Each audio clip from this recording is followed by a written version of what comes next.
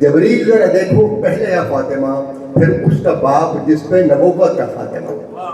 جبریل ذرا دیکھو پہلے ہے فاطمہ پھر اس کا باپ جس پہ نبوت کا خاتمہ. ہے بعد میں علی میری گوش زبان، ہے بعد میں علی میری گوش زبان. چوتھے ہیں حسن شان اللہان. اور اللہ فرماتے ہیں کہ ہے پانچواں حسین، ہے پانچواں حسین. یہ سب اس کی بقا ہے. اب ذہن میں رکھیے گا میں آگے کیا کہنا ہے مجھے.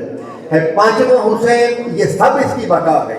میں پھر کہوں ہے پانچواں حسین یہ سب اس کی بقا ہے. ان پانچوں کے صدقے میرا عرش کھڑا، ان پانچوں کے صدقے میرا عرش کھڑا. حضرت محترم قبلہ سید علامہ حسین حسن ظفر نقوی آپ سے گزارا کہ آج کی اس مخصوص مجلس سے ہم سے خطاب فرمائیں. بر محمد و آل محمد بلند تر سلام. نعرہ تکبیر، نعرہ رسالت، نعرہ حیدری، حیدری، حیدری، برائے خوشنودی قائم آل محمد بلند تر صلوات.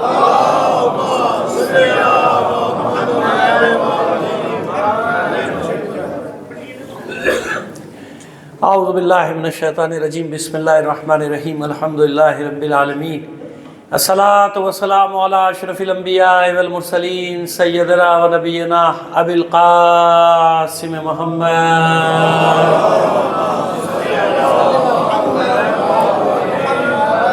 وآلہ الطیبین الطاہرین المعصومین ولعنۃ اللہ علی اعدائہم اجمعین من الآن الی قیام یوم الدین. اما بعد فقد قال اللہ تعالی فی کتابہ المبین وہو اصدق القائلین وقولہ الحق.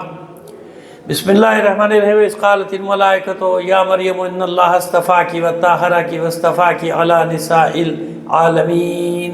صلوات میری محمد علی محمد پر.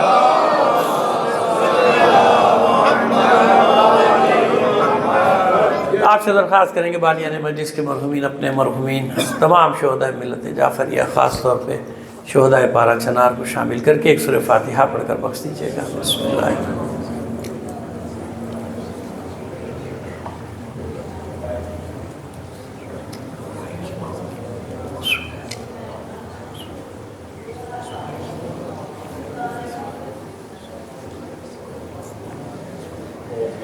صلوات عنایت فرما دیجیے محمد علیہ محمد.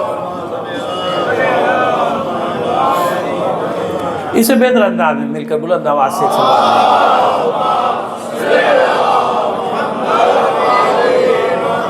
عزیزان محترم جو آپ سے وعدہ کیا تھا اس پہ تو بات کریں گے لیکن 2-4 منٹ آپ کے لیں گے کہ تحولات دنیا میں آ رہے ہیں نا، تغیرات، تحولات.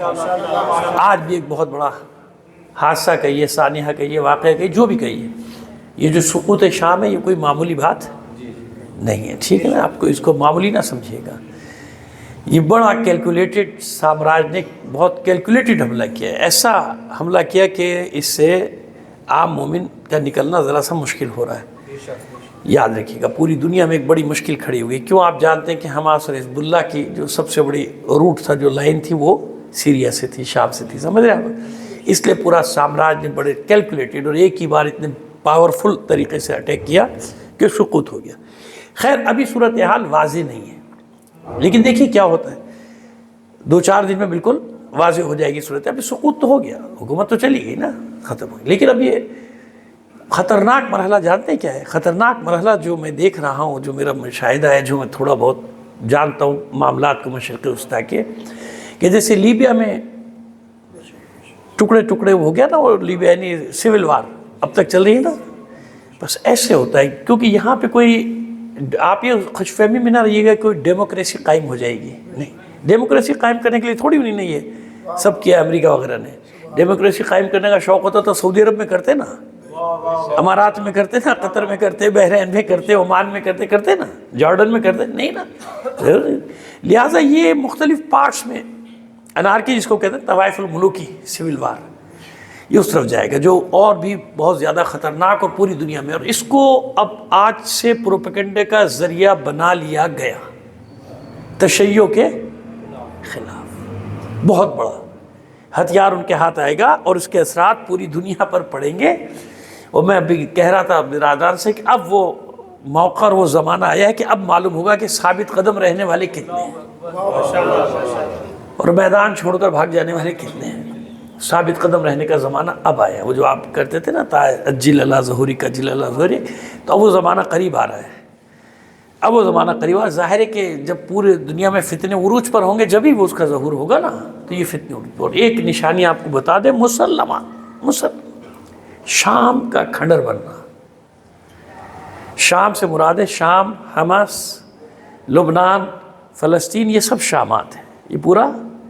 اور دیکھیں آپ اسی خطے میں لڑائی ہو رہی ہے نا ساری. یہ وہ آگ ہے جو مغرب سے نظر آئے گی. اور ایسے وقت کے لیے کہا گیا کہ نظر رکھنا یمن پہ. کہاں نگاہ رکھنا؟ وہاں سے جو پرچم بلند ہوگا وہ حق کا پرچم ہوگا. یہ میں آپ کو بتا رہا ہوں کہ جس میں شیعہ سنی کا کوئی اختلاف، اس پہ بڑے بڑے اینکر 10 سال پروگرام کرتے نہیں ہیں یمن پہ اور اس شام کی استبائی کے نا کہ آخری زمانے میں جو کر. لیکن ان کو یہ سمجھ میں نہیں آ رہا تھا کہ جب وہ، کیونکہ اس وقت تک یمن کی تشیع ظاہر نہیں ہوا تھا نا. اب وہ بھی پریشان ہے کہ پروگرام تو ہم نے کر دیا، اس کو لیول کیسے کریں، کیونکہ وہاں تو سب تشیع ہو گیا نا، تشیع پھیل گیا. تو شیعت کی طرف سے ہو رہا ہے جو کچھ بھی. لیکن بہرحال اب میں آپ سے عرض کر رہا ہوں کہ ثابت قدم رہنے کا زمانہ ہے. حوصلوں کے ساتھ حالات پہ نظر رکھیں. اور یہ بہت بھیانک سازش پوری دنیا میں تشیع کے خلاف سازش اس وقت عروج پر ہے. پروپیگنڈے کے ذریعے پورا مغربی پروپیگنڈا اور اس کے نوکر جتنے یہاں بیٹھے ہوئے سامراجی چینل سارے نا، آپ پتہ سامراجی ہیں. ابھی اس وقت یہ خوشیوں کے شادیاں منا رہے ہیں. کوئی ان سے ایک سوال کرنے والا نہیں ہے کہ کیا اسرائیل پہ حملہ ہو گیا ہے؟ کیا اسرائیل کے خلاف کامیابی مل گئی ہے؟ کیا ہوا؟ یہ اتنا بڑا، جتنا بڑا حملہ انہی نے شام پہ کیا، اتنا بڑا حملہ اسرائیل پہ نہیں ہو سکتا تھا. شام اور اسرائیل بارڈر ہے نا. کوئی سوال کرنے والا نہیں. دنیا بھر کے میڈیا سے کوئی سوال کرنے والا نہیں. پاکستان کا غلام میڈیا، اس سے کوئی سوال کرنے والا نہیں کہ بھئی یہ جو اتنا بڑا حملہ جس پہ تم خوشیاں منا رہے ہو، یہ حملہ اسرائیل پہ کیوں نہیں ہوا؟ جو فلسطینیوں کو ختم کر رہا ہے، فلسطین تو شیعہ نہیں، اس نے ختم کر دیا، کھنڈر بنا دیا. دیکھا یہ ہوتا ہے پروپیگنڈا وار. یہ پروپیگنڈا وار ہو رہی ہے پوری دنیا. پورا پروپیگنڈا. بشار ڈکٹیٹر تھا، اس کی پورا تھا یہ کیا اس نے، یہ کیا اس نے، کیا اس نے. جشن منا رہے. شامی تو جان بچانے کے لیے سڑکوں پہ آئیں گے بھائی، انہیں جان بچانی ہے دہشت گردوں سے. اپنی سب سڑکوں میں نکل آئے، وہاں پہ ویلکم ویلکم ویلکم کرو. اپنی جان بچانا ہے نا. جان نہیں کریں گے تو مارے جائیں گے. حالانکہ تشیع تو وہاں شیعہ آبادی تو 13% ہے. شیعہ تو آبادی نہیں ہے، 13-14%، اس سے زیادہ نہیں ہے شیعہ مخصوص علاقوں میں. اب آگے کیا ہونے والا ہے یہ بڑا.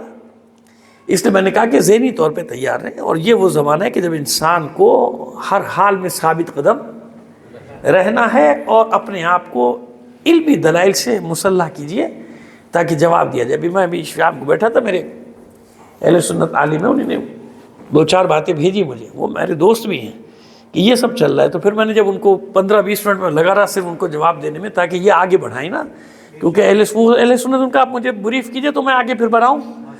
تو اس میں وقت بھی لگا، لیکن میں ان کو بہت ساری چیزیں نکال کے تو بڑے خوش. اور پھر انہوں نے اس کو آگے پھیلانا شروع کریں. بڑا اچھا رسپانس آ رہا ہے، کیونکہ پروپیگنڈا بڑا سخت اس وقت آپ لوگوں کے خلاف سوشل میڈیا پہ، پرنٹ میڈیا پہ، الیکٹرانک میڈیا پہ ہر جگہ شروع ہو چکا ہے. پورا کیونکہ انٹرنیشنل لابی ہے نا یہودیوں کے ہاتھ میں. CNN، BBC، فاکس، یہ جتنے بھی ادارے ہیں سب کے سب ان کے ہیں. اچھا، الجزیرہ کا مسئلہ بھی اب یہ ہو گیا کہ الجزیرہ کیونکہ قطر میں ترکی کے ساتھ ہے، سمجھ گیا، لہٰذا وہ بھی ایک طرف ہو گیا ہے. تو سب مفادات کی لڑائیاں ہیں نا. تو یہ سارا میڈیا ایک طرف ہو گیا. اب ان کا غلام میڈیا یہاں کا، انہی سے خبریں دے گا نا. ہم دیکھیں ان کی مجبوری کیا ہے. ان کی مجبوری ہے کہ ملٹی نیشن کمپنیاں ان کو اشتہارات دیتی ہیں نا یہاں سے. یہ نہیں کہ کوئی رشوت دے رہا ہے ان کو کہ لو بھائی 2 کروڑ اس چینل کو دو، 10 کروڑ نہیں. یہ ساری جو آپ اشتہارات دیکھ رہے ہیں ان کے اوپر یہ چینلز چلتے ہیں نا. ان کی مجبوری ہے، ورنہ وہ کہیں گے اچھا بھائی اس چینل کے اشتہار بند کر دو. وہ چینل کے جب اشتہار بند تو چلے گا کہاں سے، ہے نا. تو یہ وہ ان کو ہڈیاں ڈالی جاتی ہیں. جب ان کو ہڈیاں ڈالی جاتی ہے، ایک لائن دی جاتی ہے کہ آپ اسرائیل کے خلاف پروگرام نہیں کریں گے. آج سے آپ کو ہر چینل کو بشار الاسد کے خلاف بات کرنی ہے.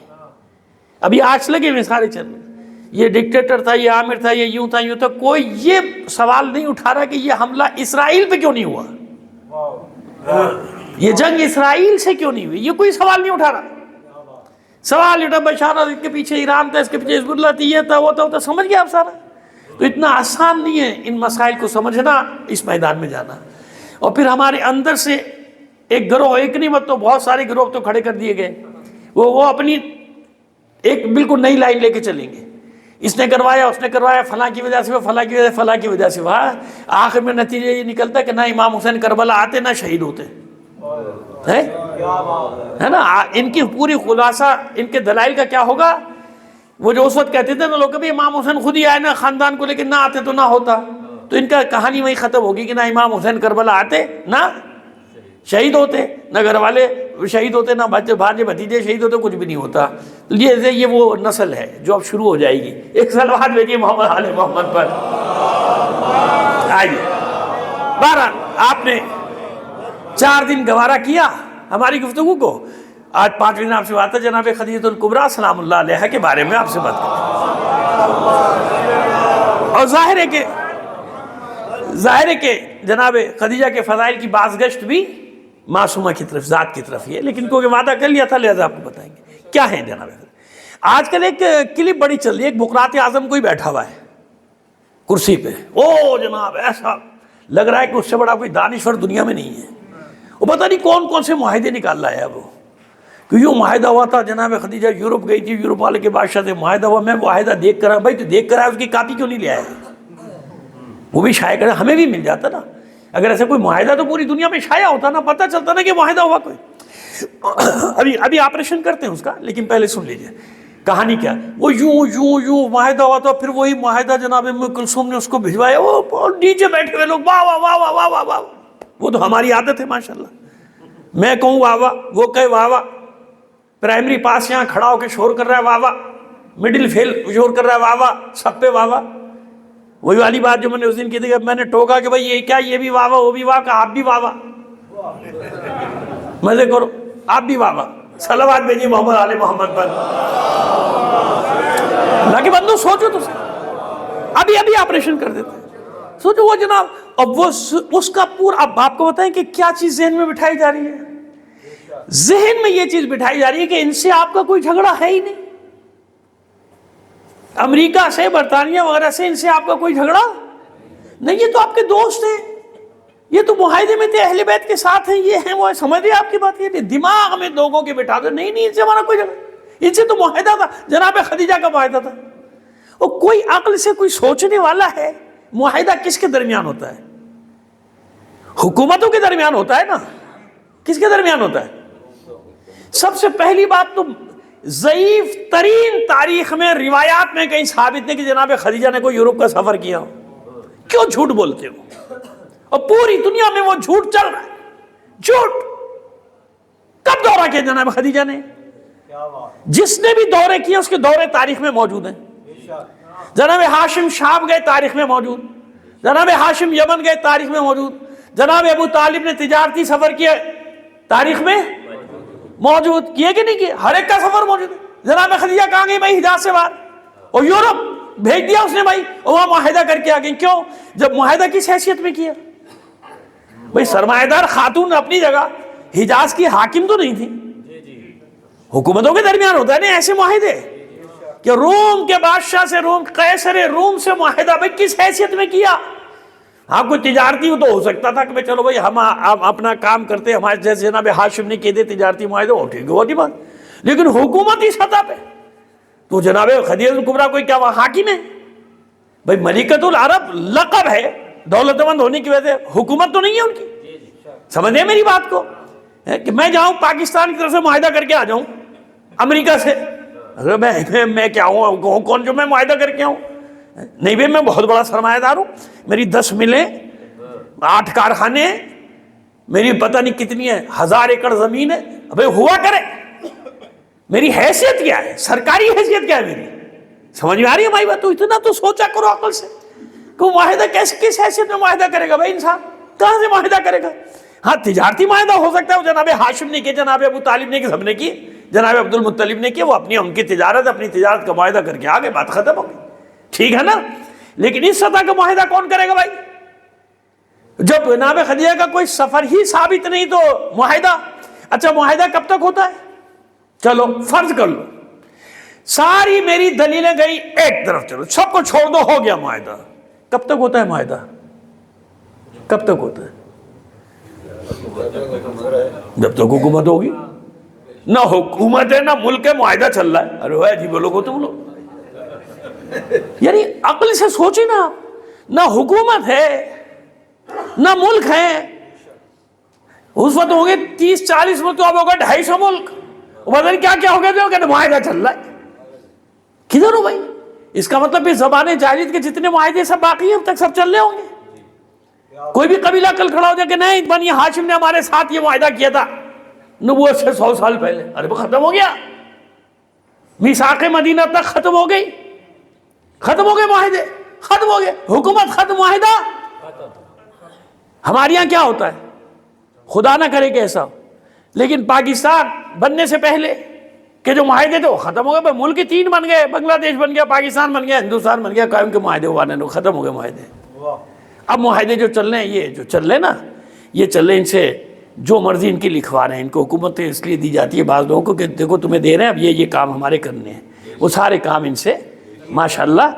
دیکھیے ابھی پتہ نہیں جب جائیں گے پھر بھید کھلے گا کہ کیا کیا بیچ دیا.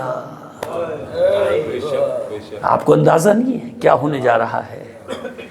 دنیا کی فکر پڑی ہوئی ہے، اپنی فکر نہیں ہے لوگوں کو. ابھی نہیں معلوم بعد میں کیا کچھ نکلے گا پٹارے میں سے کہ کیا کیا ہو گیا. وہ کہیں گے یہ تمہارے حکمرانوں نے ہمارے ساتھ یہ معاہدے. خیر سمجھ میں آ رہی ہے بات؟ تو ایک بات طے ہو گئی، وہ کیسا معاہدہ، کہاں کا معاہدہ، کس چیز کا معاہدہ. لیکن میں نے کہا اس کے پیچھے فکر کیا کام کر رہی ہے کہ یہ یہود و نصارہ تمہارے دشمن نہیں ہے. قرآن کہہ رہا ہے دشمن ہے وغیرہ نہیں، ان سے نہیں بھیڑنا. اور بڑا بکرات ہے، میں یوں کر دوں، میں وہ دیکھ کیا، بھائی دیکھ کیا تو لے کے آ جاتا نا. اگر ایسا کوئی معاہدہ ہے تو کوئی یورپ والے کیوں نہیں نکال رہے؟ اور کیا وہی حکومت اب تک ہے وہاں قیصر روم کی؟ وہاں خود 50 ملک بن گئے. کتنے ملک بن گئے یورپ میں؟ دیکھیں نا چھوٹے بڑے ملا کے 50 ملک بن گئے. اور 50 ملک وہاں بن گئے. معاہدہ کون کہتے ہیں؟ بھائی میں نے معاہدہ، مجھے کیا پتا معاہدہ، میں نے تھوڑی کیا معاہدہ. بھائی عقل کے پیچھے لٹھ لے کے دوڑ رہے ہو، دشمنی عقل کے. میں نے پہلے بتا دیا کہ تاریخی طور پر کوئی سفر ہی نہیں ثابت ہے جناب خدیجہ کا کہ وہ گئی ہوں اور یورپ کا سفر کیا تھا. دماغ خراب ہے. کہاں، کب کیا، کس سن میں کیا، کس کے ساتھ، کہ وہ وفد ہوگا، کچھ ہوگا. کسی تاریخ میں تو ذکر ہونا چاہیے. ہر ایک کے سفر کا ذکر موجود ہے کہ نہیں ہے؟ جناب خدیجہ نے جس کو سفر میں بھیجا اس سفر کا بھی ذکر موجود ہے. آسان کر دیا میں نے، صلوات بھیجیے محمد آل محمد پر. ایسے ہی ہے نا،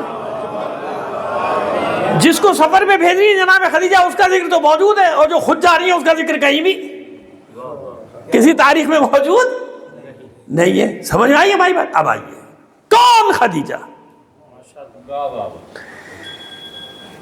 خدیجہ بنت خویلد.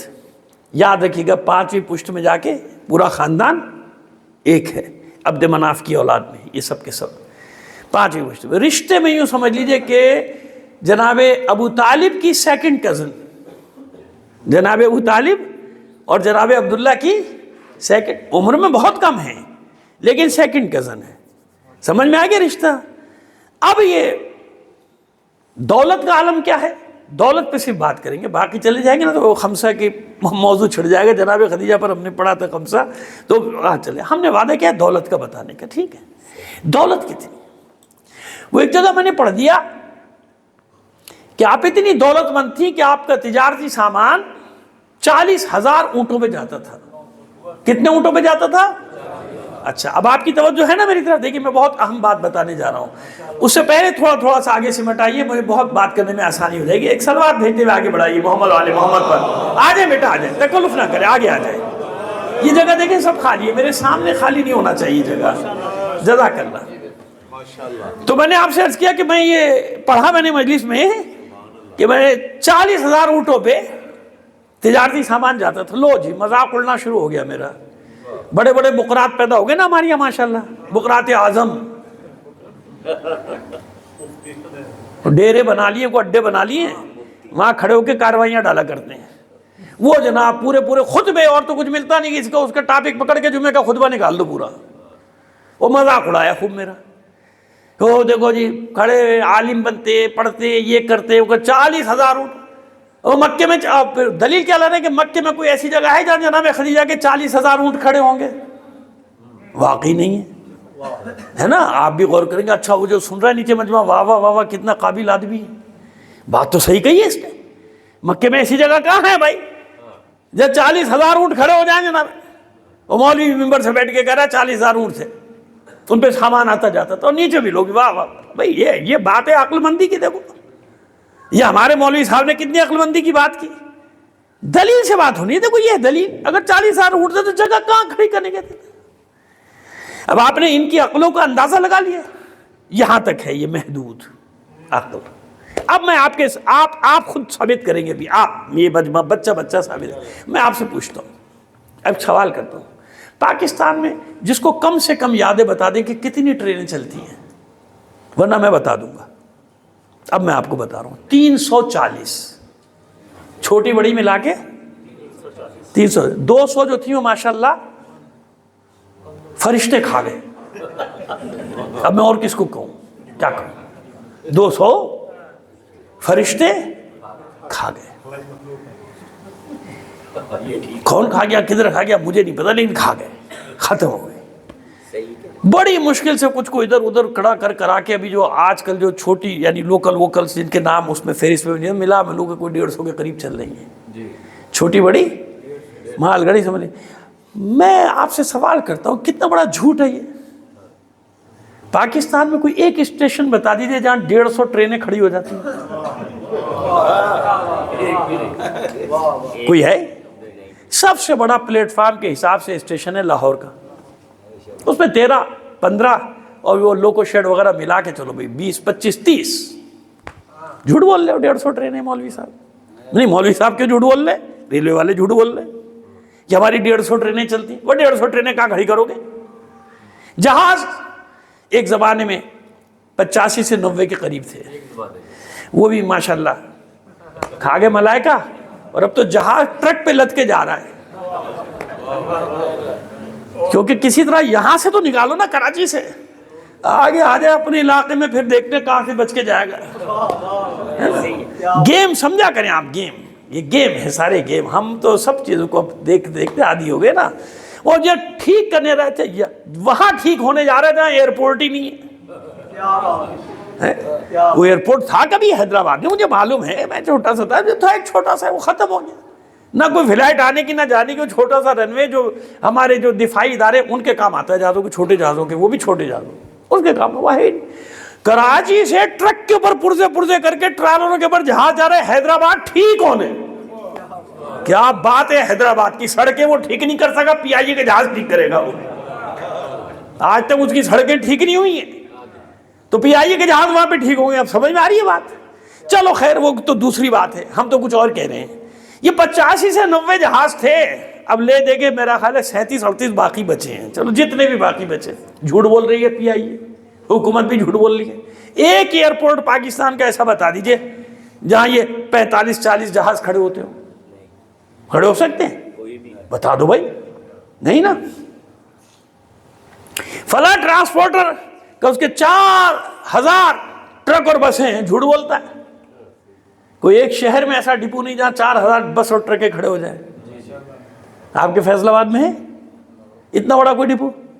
اور جب ایک کمپنی کی بات کر رہا ہے وہ، یہاں تو پتہ نہیں کتنی کمپنیاں ہے. سمجھ میں آ رہی ہے بات ہماری؟ بتا دو بھائی کہاں ہے.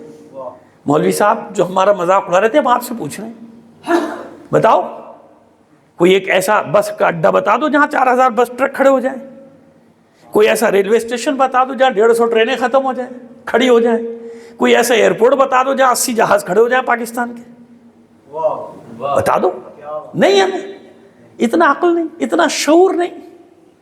یہ جو 4000 بس اور ٹرک، ایک کمپنی کی بات کر رہا ہوں میں، کسی کمپنی کا آیا تھا اخباروں کے 4000 یعنی بسیں ٹرک اور وہ لوڈنگ موڈنگ سب ملا ملو کے ہوئے.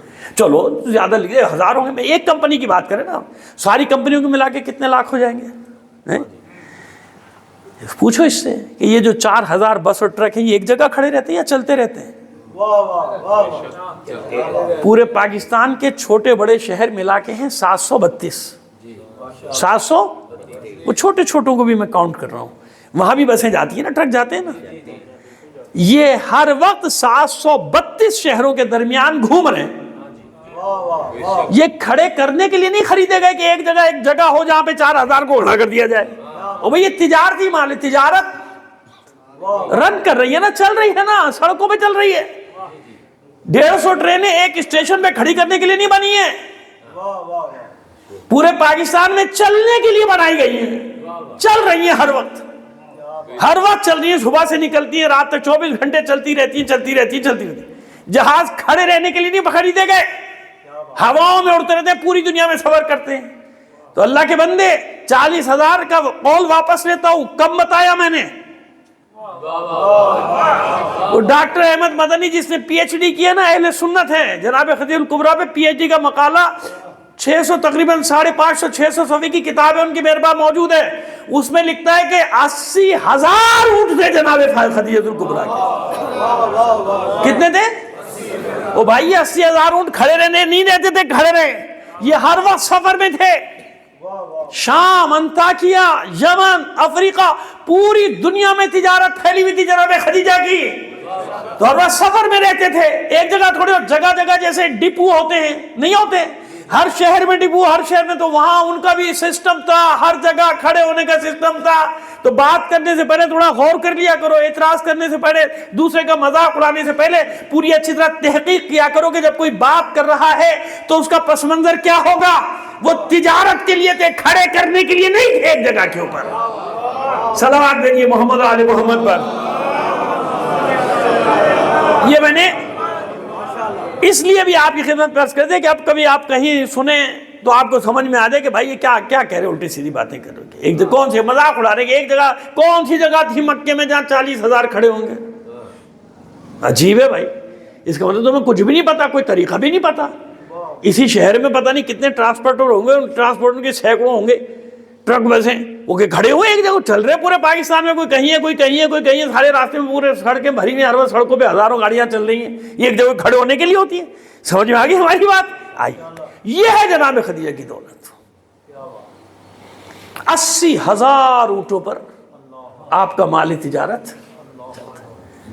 اتنی دولت کہ سب کچھ ختم ہونے کے بعد اللہ کے رسول جب مدینے پہنچے اور مسجد نبوی کی تعمیر کی باری آئی تو اللہ کے رسول نے 10,000 درہم اپنے پاس سے دیے.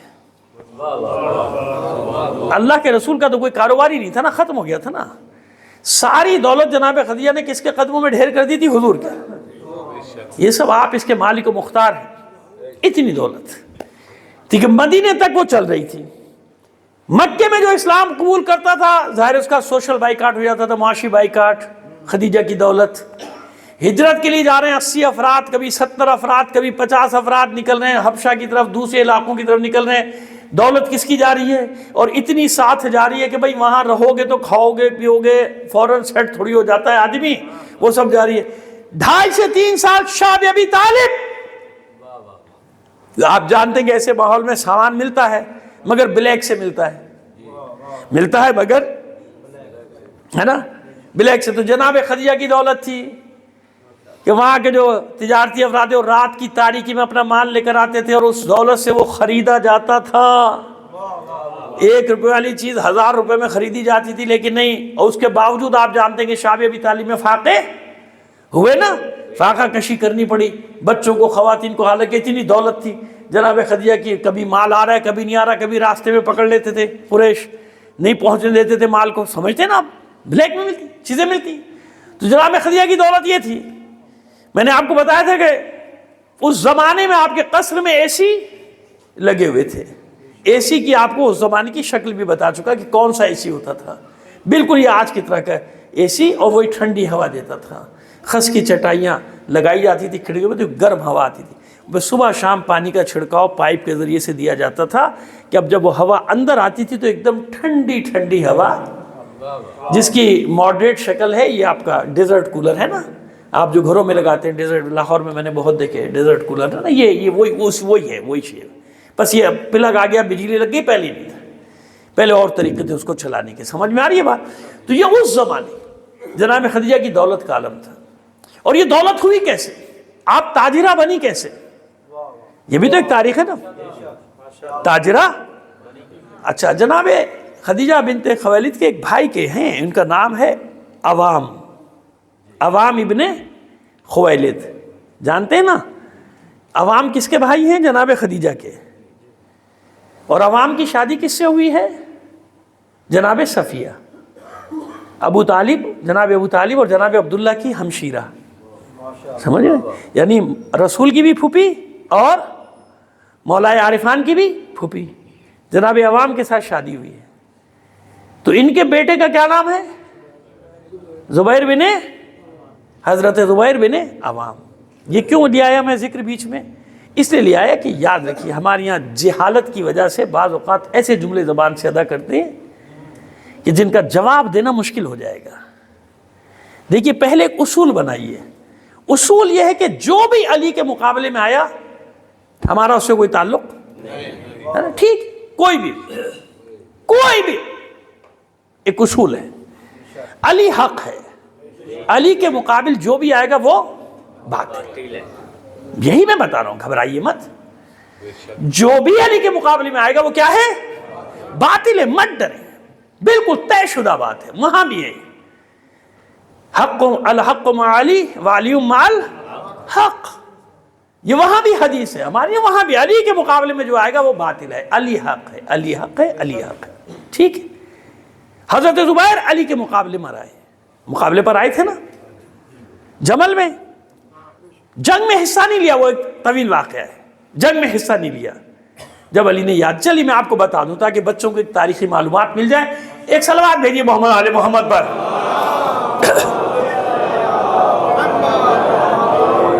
دیکھیے یہ جنگ جمل ترتیب پائی تھی، جانتے ہیں نا آپ کیسے؟ کیونکہ جو کچھ افراد چاہتے تھے انہیں بڑا منصب ملے، نہیں ملا. وہ مدینہ چھوڑ کے مکے گئے. مکے میں جناب انہوں نے امہات المومنین کو اکٹھا کرنا چاہا تو صرف ایک آمادہ ہوئی، دوسری بھی آمادہ ہو گئی تھی، جناب حفصہ رضی اللہ تعالی عنہا. تو وہ بھی آمادہ ہو گئی تھی ان کے ساتھ آنے کے لیے. لیکن ہوا یہ کہ ان کے بھائی عبد الرحمن ابن عمر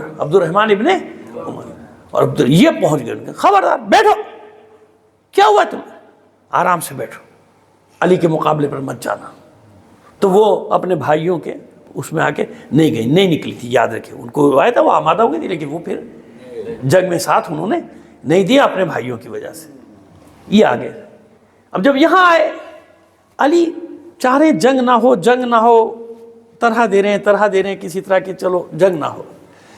لیکن وہاں ایسے کوئی آثار نہیں کہ جنگ سے گریزاں ہو، جنگ سے لوگوں کی، مسلمانوں کی جان چھوٹے. کوئی ایسی صورتحال نظر نہیں آتی. تو مولا نے کہا تھا کہ زبیر کہاں ہے، مجھے بلاؤ، مجھے بات کرنا ہے زبیر سے.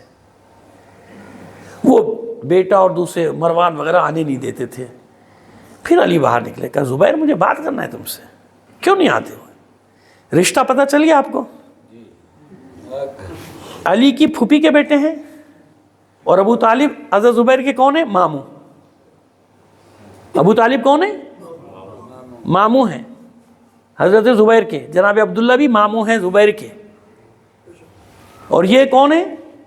پھوپھی کے بیٹے، ان کی والدہ ان کی پھوپھی ہیں. رشتہ سمجھ میں آ رہا ہے؟ کیوں بتا رہا ہوں؟ ابھی بتاتا ہوں آپ کو.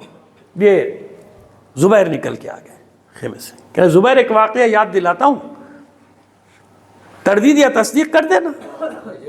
کہو علی کیا کہنا چاہتے ہو؟ کہ یاد ہے غزوہ بنی نذیر میں رسول کے خیمے پر یہودیوں کے کچھ سپاہیوں نے رات کی تاریکی میں حملہ کیا تھا، تیر سے حملہ کیا تھا. میں نکل کر گیا تھا، ان کو پکڑا تھا، سر قلم کیا تھا. مجھے آنے میں دیر ہوئی تو تم پریشان تھے. تم نے اللہ کے رسول سے کہا یا رسول اللہ علی اب تک نہیں آئے، میں جاتا ہوں ان کی تلاش میں. تو رسول نے مسکرا کے زبیر کو دیکھ کر کہا تھا بہت چاہتے ہو علی کو، بہت محبت ہے؟ کہا ہاں، اللہ اور اس کا رسول جاتا ہے، میں علی کو کتنا محبت، علی سے کتنی محبت کروں، میرے ماموں کا بیٹا ہے. کہا اس دن کیا ہوگا جس دن تم علی کے مقابلے پر ہوگے اور تم باطل پر ہوگے، علی حق پر ہوگا. علی نے یہ واقعہ یاد دلایا.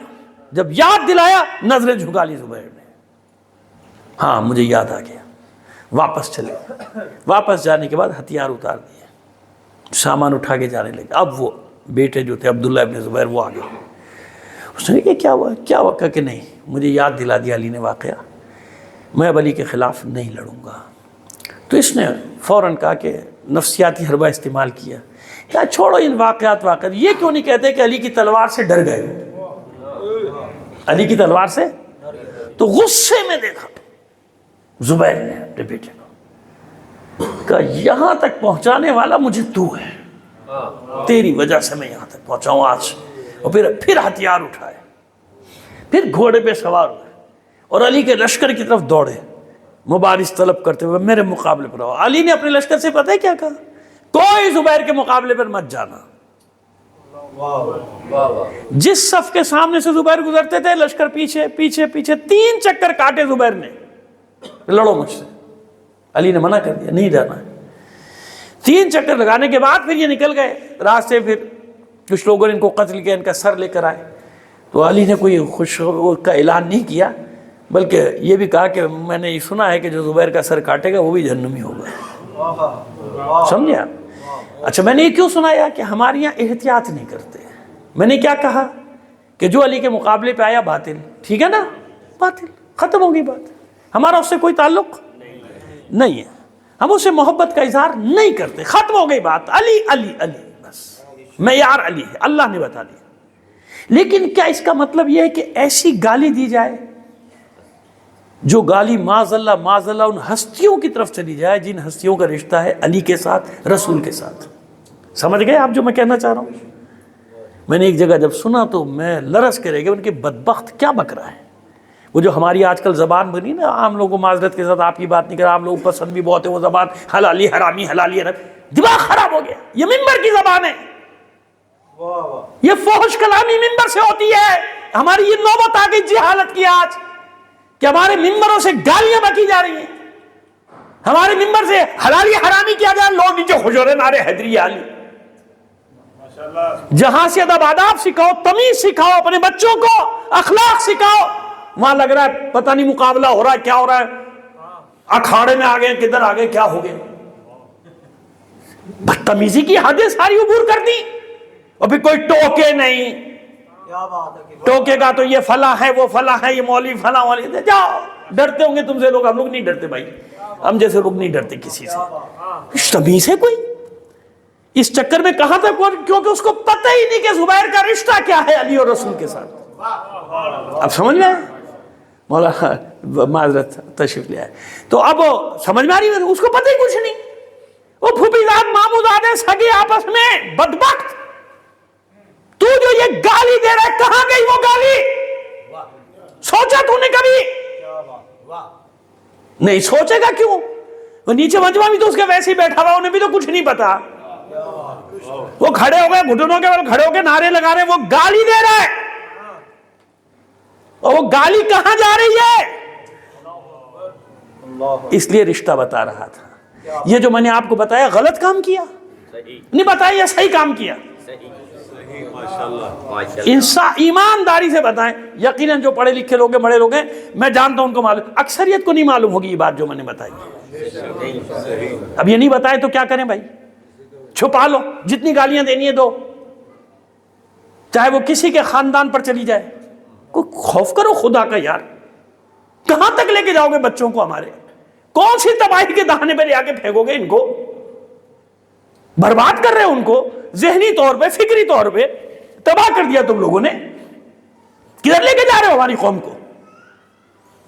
اب آپ کو سمجھ میں کہ درد کیا ہے. درد یہ کہ نہ پڑھنے والے کو پتا ہے کہ میں کسے گالی دے رہا ہوں, نہ سننے والوں کو پتا ہے کہ گالی کہاں جا رہی ہے. ایسا نہیں ہوتا. رد کر دیا ہم نے, رد کر دیا, ٹھیک ہے, بس علی کے مقابلے ہمارا کوئی تعلق نہیں. میں آپ کو بتا رہا ہوں, میں چھوٹا سا تھا اس وقت, تو یہ فرقے بازی والے کوئی اس طرح تھا بھی نہیں زیادہ, میں میرے خیال ہے 6-7 سال کا تھا. تو مجھے اچھی طرح یاد ہے کہ گھروں کا ماحول کیا تھا. کسی شخصیت کے بارے میں کتاب میں پڑھ کے اور مجلس میں ہمیں کچھ اور بتایا جاتا تھا. تو میں نے اپنے والد سے آ کے پوچھا کہ میں نے کہا بھائی یہ جو ہے یہ تو بڑی تعریفیں کر رہے ہوتے ایسے. کہتے بیٹا دیکھو بات یہ ہے کہ جو اسکول میں پڑھا رہے کالج میں پڑھو, لیکن یہ ان ابا نے پہلا درس مجھے میرے والد نے دیا تھا کہ بیٹا ایک بات یاد رکھنا, ایک معیار یاد رکھنا, ہمارے لیے جو ہے وہ معیار علی ہے. ہے نا؟ ہمارے لیے معیار کس کی ذات ہے؟ یہ معیار ہم نے نہیں بنایا، یہ اللہ نے اور اس کے رسول نے معیار بنا کے دیا نا، علی علی علی۔ جو علی کے مقابلے پر آئے گا وہ باطل ہے۔ لیکن بیٹا گالی نہیں دیتے، یہ کان میں میرے آج تک میرے باپ کے جملے ہیں، آج سے 58-59 سال پہلے کے، کہ بیٹا گالی نہیں دیتے۔ یہ شیوا نہیں ہے اہل بیت کا، سمجھ گیا؟ ہمارا برات کا اعلان کرے، اب ٹھیک ہے ہم سے کوئی تعلق نہیں، ختم، برات کا اعلان کرتے ہیں، زیارت میں بھی برات کا اعلان کرتے ہیں ہر جگہ، اور بطور کلی ہم دشمن اہل بیت پر لعنت بھیج دیتے ہیں، ہے نا؟ بطور کلی بھیج دیتے نا، اللہ ختم ہوگی بات۔ لیکن اس کے علاوہ اس طرح سے حرکتیں کرنا، اس طرح کی باتیں کرنا، جو کیا ہے؟ ایک تو جہل اور پھر جہل مرکب، یعنی جاہل ہے اور اپنے جہل کا اسے پتہ بھی نہیں ہے کہ میں جاہل ہوں۔ ایک صلوات بھیجیے محمد آل محمد پر، معذرت۔ لیکن یہ بیان کرنا آپ کے سامنے ضروری تھا جناب خدیجہ کے حوالے سے، کہ آپ کو معلوم ہو جائے کہ کیا ہوتا ہے اور نہیں معلوم ہوتا، کیونکہ تاریخ نہ پڑھی جاتی ہے، نہ پڑھائی جاتی ہے، نہ سنائی جاتی ہے، نہ لکھائی جاتی ہے، کوئی پتہ کچھ نہیں ہے، چلیے گاڑی چلنے دو۔ سمجھ میں آگئی بات؟ اب آئیے واپس۔ جناب خدیجہ چھوٹی سی تھی جب سے لکھتی تھی، شوق میں، اتنے بابا کے اونٹ گئے، اتنے اونٹ آئے، اتنا سامان گیا، بابا نے کوئی ڈیوٹی نہیں لگائی تھی، جناب خویلد نے، شوق تھا، حساب کتاب رکھتی تھی، اور بھی بابا کو بتاتی تھی یہ اتنا حساب ہوا۔ کبھی چھال پہ لکھ رہی ہیں، اس زمانے کا ورق تو کاغذ تو نہیں تھا نا، کاغذ وہی تھا، ورق چھال ہوتی تھی، اس کے اوپر لکھ رہی ہیں۔ بابا نے جب دیکھا جناب خویلد نے کہ میری بیٹی میں صلاحیت ہے، تو پھر اب تھوڑی تھوڑی ذمہ داری دینا شروع کی۔ اس کے بعد جناب خدیجہ کی وہ صلاحیتیں سامنے آنا شروع، انتظامی صلاحیت جسے کہتے ہیں۔ کیا کہتے ہیں؟ انتظامی صلاحیت۔ باپ کی میراث سب کو ملی، لیکن کیونکہ جناب خدیجہ اتنی قابل تھی، چھوٹی سی 5-6 سال کی، جب سے تجارت میں شوق رکھتی تھی، حصہ رکھتی تھی، یعنی حصہ لیتی تھی، بابا کے کاموں میں دلچسپی لیتی تھی، ہوتے ہوتے ہوتے ہوتے کیا ہوا جناب؟ وہ جناب خدیجہ وہاں تک پہنچ گئی کہ ان کے برابر کوئی مالدار ہی نہیں تھا، مکہ نہیں، حجاز میں کوئی نہیں تھا، کوئی اتنا بڑا مالدار نہیں تھا جتنا مال جناب خدیجہ کے پاس تھا۔ اب آئیے، میں اس واقعے کی طرف نہیں جاتا کہ کیسے جناب ابو طالب لے کر آئے اپنے بھتیجے کو، کہ بھئی کیونکہ پہلے سفر کرا چکے تھے نا، جانتے تھے حضور کو کہ اب آپ جائیے، اب آپ بھی تجارت کیجئے، اور خدیجہ سے بہتر کوئی نہیں ہے۔ ابن بنت عم کہتے ہیں نا کہ میرے چچا کی بیٹی اور کزن، میں نے بھی آپ کو بتایا کہ جناب ابو طالب اور جناب خدیجہ آپس میں سیکنڈ کزن ہیں، سیکنڈ کزن ہیں، وقت نہیں ورنہ پورا شجرہ آپ کو بتاتے تھے۔ پھر جب پڑھا تھا جناب خدیجہ پہ، جب پڑھ کے گئے تھے شاید یہاں یا کسی شہر میں، تو اب یہ جناب خدیجہ بہت خوش ہوئی، کیوں نہیں، میرا ابن عم ہے، میں اسے بھیجوں گی سب کو۔ اچھا سن تو رکھا تھا نا، دیکھیے یاد ہے، جیسے جناب خدیجہ کی شہرت تھی، ہے نا، ملکۃ العرب، ملکۃ العرب یہ تھوڑی کہ حکمران تھوڑی، لیکن مجازن کہا جاتا تھا۔ کیا کہا جاتا تھا؟ مجازن، اپنے جناب اس کی دولت کی وجہ سے، اور عزت، اتنی عزت تھی۔ معصومہ تو سیدہ تھی دوسرے معنی میں نا، لیکن یاد رکھیے کہ بیٹی سے پہلے ماں کو یہ لقب مل چکا تھا، سیدۃ العرب۔ جناب خدیجہ کی القابات ہیں، پڑھ لیجیے گا تاریخ میں ایک لقب کیا ہے؟ سیدہ، جناب خدیجہ کا لقب ہے سیدہ، یعنی اس مرتبے پر آپ پہنچ چکی تھی۔ تو جیسے ان کو جانتا تھا عالم عرب، تو صادق اور امین کو نہیں جانتے تھے لوگ؟ جو معاشرے میں پہچانا جاتا ہو صادق اور امین کی حیثیت سے، لقب صادق ہے تو بھائی سب جانتے ہیں نا، تو بہت خوش ہوئی کہ کیوں نہیں دوں گی اپنے ابن عم کو مال۔ اور جناب جب ہوا تو چلو بھائی، وہ جو غلام تھا میسرہ، اس کو بھی کہا جاؤ تم ساتھ جاؤ، لیکن خبردار جیسا کریں کرنے دینا، بیچ میں کوئی مداخلت نہ کرنا ان کے کام میں، اور واپس آ کے مجھے رپورٹ دینا کہ کیا ہوا، تم جاؤ ساتھ۔ تو میسرہ ساتھ ہے، شام گئے، تجارت ہوئی، جو بھی ہوا، اور بہت سارے واقعات جو نقل کیے گئے۔ واپسی کا جو سفر ہے، ظاہر اطلاع تو آ رہی تھی نا کہ آ رہے واپس آ رہے، تو جب قریب پہنچے ہیں تو یقین مانیے منظر کشی یہ کی گئی کہ جناب خدیجہ ٹیرس میں اپنے بیٹھی تھی، جو قصر تھا نا، وہ قصر کا جو ٹیرس، جس کو بالکنی آپ کہہ لیجئے نا، جو بھی کہہ لیجئے آپ اس کو، ظاہر ہے آج کل تو ٹیرس ہی کہا جاتا ہے، تو جو بالکنی اس میں پردے پڑے تھے، وہاں بیٹھی تھی، اور وہاں سے دیکھ رہی تھی کہ جب میرا یہ ابن عم آتا ہے تو بادل اس کے ساتھ ساتھ آ رہا ہے، بادل سایہ کرتا ہوا ساتھ ساتھ آ رہا ہے۔ اور پھر بہت ساری باتیں، میں نے کہا نا کہ یہ اہل علم کا گھرانہ ہے۔ جیسے بنی ہاشم میں بت پرستی نہیں تھی نا، ایسے خدیجہ کی پیشانی بھی کسی بت کے سامنے کبھی نہیں جھکی بھائی، ورنہ بتاتی نا تاریخ۔ دیکھیں ثبوت میں دیتا ہوں آپ کو، ثبوت دے رہا ہوں، ایسے نہیں نا، دلیل کے ساتھ چلیں گے تاریخ۔ جتنے بھی قبیلے ہیں ان سب کے بتوں کے نام موجود ہیں، پڑھ لیجئے جا کے، لات، منات، حبل، عزہ، نائلہ، اصاف، مغدود، خودود، پتہ نہیں کیا کیا کیا کیا۔ اور جس کا قبیلہ نہ ہو اس کی بڑی بے عزتی، اس کا تو جس کا بت نہ ہو اس کی بڑی بے عزتی، اس کا تو کوئی بت ہی نہیں ہے۔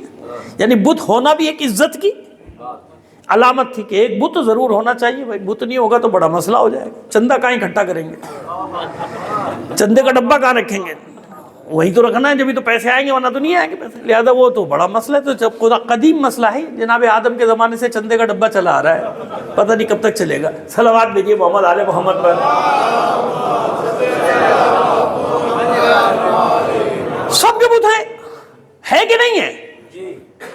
اور خانہ کعبہ کے اندر چھوٹے چھوٹے 365 یا 360 جو بھی کہہ لیجیے، اندر بھی رکھے ہیں سب کے چھوٹے چھوٹے چھوٹے چھوٹے، اپنی نشانی، ایک ایک باہر رکھا ہوا ہے، ایک ایک اندر نہیں بھی ہمارے بھی جگہ، تاکہ قبضہ، ہمارا بھی قبضہ، ہم بھی ہیں حصے دار، لوٹ کے مال میں ہم بھی حصے دار ہیں، تو اپنا حصہ بھی تو رکھنا ہے نا، سارا کا سارا۔ وہ سب تھا وہاں پہ۔ پوری تاریخ میں ضعیف سے ضعیف روایت نہیں کہ بنی ہاشم کا کوئی بت ہو، لے آؤ، بنی ہاشم کے کسی بت کا نام نہیں ملے گا۔ اور اس کا دوسرا تاریخی ثبوت یہ ہے، جب مکے میں قحط پڑتا تھا یا پڑا، چلو ایک بار صحیح اس کا ذکر ہے نا، تو کسی بت نے ان کو کچھ نہیں دیا تھا۔ کہاں آئے تھے؟ عبد المطلب کے دروازے پہ، لات کے پاس نہیں گئے، منات کے پاس نہیں گئے، حبل کے پاس نہیں گئے، کہاں گئے؟ عبد المطلب کے پاس آئے تھے کہ بھائی کچھ کرو، قحط پڑ گیا، نہیں ہو رہی بارش، مر جائیں گے بھوکے ہم لوگ، ہے نا۔ یہ اشارے میں دے رہا ہوں آپ کو۔ اسی طرح جناب خدیجہ، بتاؤ نا بھائی، کبھی آتے جاتے کسی بت کو سلام کیا ہو، جھکا، باقی سب کی پوجا پاٹ کا سب کا عالم ہے۔ اور جو باقی جو لوگ سرمایہ دار بنے تھے، بتوں کی آمدنی سے بنے تھے، تجارت کم تھی، یہ والی تجارت آسان لگتی تھی ان کو، بھائی ایک بت بنا کے رکھ لو اور دو چار اس کے افسانے مشہور کر دو، فلاں بت شادی کا بت ہے، اس پہ جس کی شادی نہیں ہوتی وہ جاؤ اس کی شادی ہو جائے گی، وہ ہو بھی جاتی تھی کم بخت ماروں کی۔ صلوات بھیجیے محمد آل محمد پر۔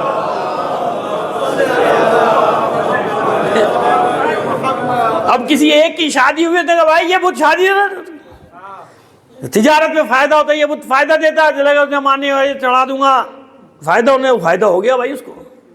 اب وہ جو ایک کا فائدہ ہوا، باقی دنیا میں تو خبر پھیل گئی نا خود بخود ہی۔ میں اشارے دے رہا ہوں کہ کیسے کام ہوتا ہے نفسیات پہ، کہ 15-20 آدمی آئیں گے تو کسی ایک کا تو کام ہوگا، وہ ایک کام ہو گیا اس کا بارے دیکھو، پوچھو میں نے بت کے اوپر کیسی کیسی منتیں آتی ہیں، ہے نا۔ لہذا سب نے اپنے اپنے ہر کارے بھی چھوڑے تھے، ایجنٹ جو پروپیگنڈا کرتے تھے، فلاں بت پہ جاؤ، فلاں ادھر منت ایسی آتی ہے واللہ، ہے نا، ماشاءاللہ۔ کرائے پہ خواتین رکھی ہوئی تھی، جن کا کام یہ ہوتا تھا کہ گھر گھر میں جا کے پروپیگنڈا کرو، سمجھ رہے ہیں نا آپ، ماشاءاللہ کیسے کاروائیاں ڈالی جاتی ہیں معاشروں کے اندر۔ صلوات بھیجیے محمد آل محمد پر۔ کاروائی تو یہ وہ ہمیشہ سے ایسے چل رہا بھائی، ایسے ہی تھا۔ انہوں نے کہا خواتین سے اچھا کوئی نہیں ہے بھائی، اس کو دو بھائی ہر ہفتے 3000 4000 اور یہ جناب اس کے 3-4 لاکھ میں لیں گے۔ وہ جناب گھر جا رہے ہیں، تمہیں کیا پتا وہاں کیا ہو رہا ہے، معجزہ ہو گیا، میں نے خود آنکھوں سے دیکھا۔ اور ایک معجزہ آپ کو بڑا زبردست پکڑا بھائی ہم لوگوں نے، معذرت کے ساتھ کوئی شیعہ معجزے کا خلاف نہیں ہو سکتا ہے نا، ہو ہی نہیں سکتا، لیکن دھوکہ تو نہیں۔ معجزہ ہوتا ہے، دھوکہ ہوتا ہے نا۔ معجزہ وہ ہوتا ہے عجز سے، جس کو انسان کرنے سے عاجز ہو، کر ہی نہیں سکتا۔ بھئی یہ کون سا معجزہ ہے جو میں بھی کر لوں؟ یہ کون سا معجزہ ہے جو اگربتی سے دکھایا جائے؟ یہ تھوڑی ہوتا ہے معجزہ۔ معجزہ وہ جو انسانی عقل کرنے سے قاصر ہو۔ باقی آپ خود سمجھدار ہیں۔ تو ہوا یہ کہ وہ آپ جانتے ہیں ایک ہوتا ہے رانا الف سے، ایک ہوتا ہے رانا عین سے، دونوں میں زمین آسمان کا فرق ہے نا۔ وہ رانا الگ ہے، یہ رانا الگ ہے۔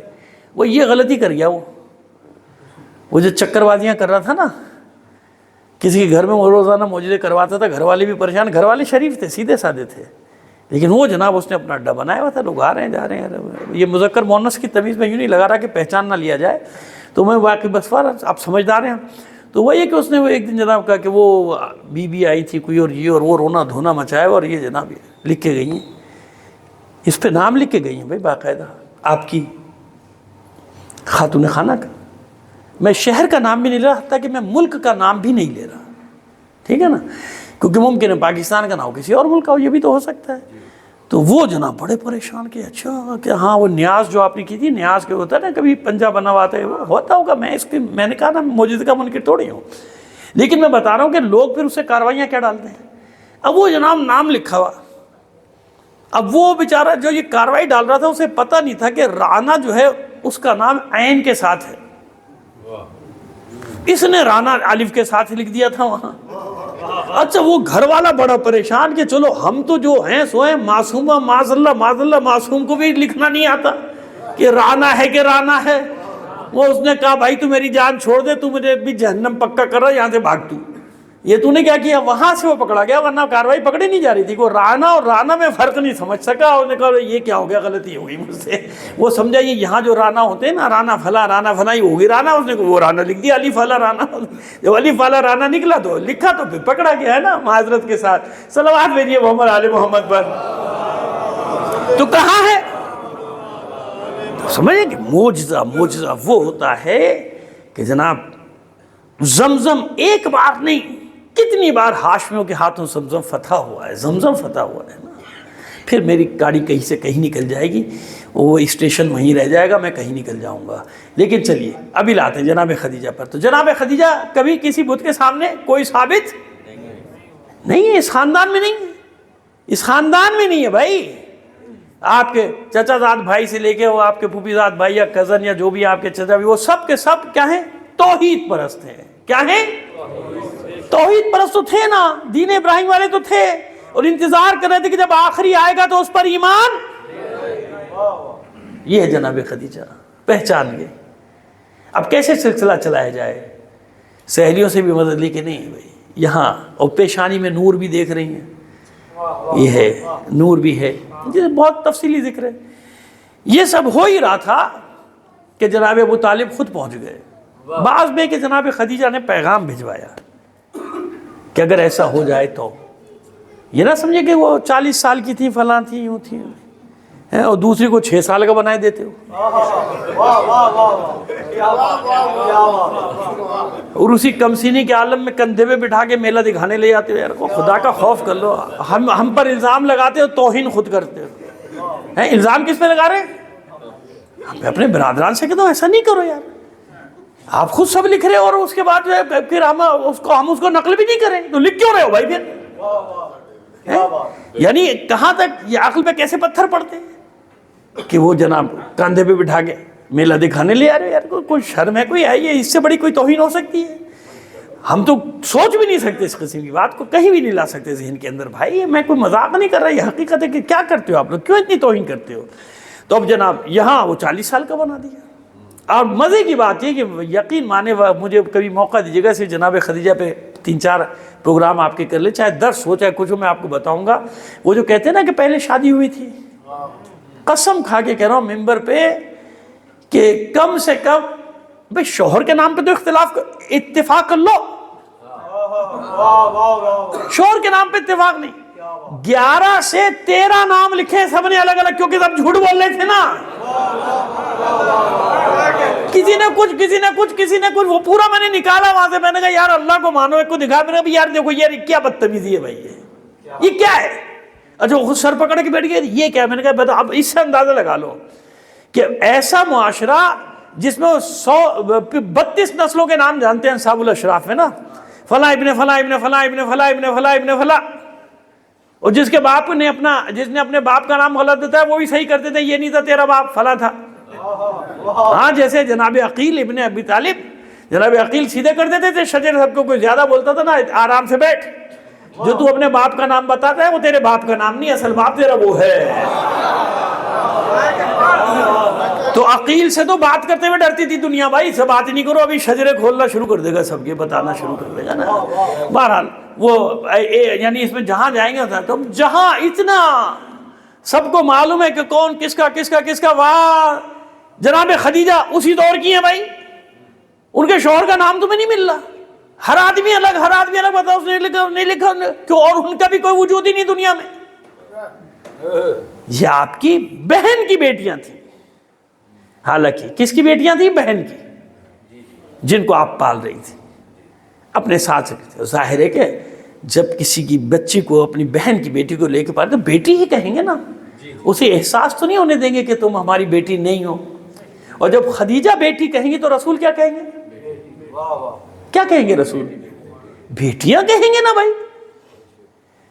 جب خدیجہ کی بیٹی، خدیجہ کہتی ہے میری بیٹی ہے تو وہی کہیں گے میری بیٹی۔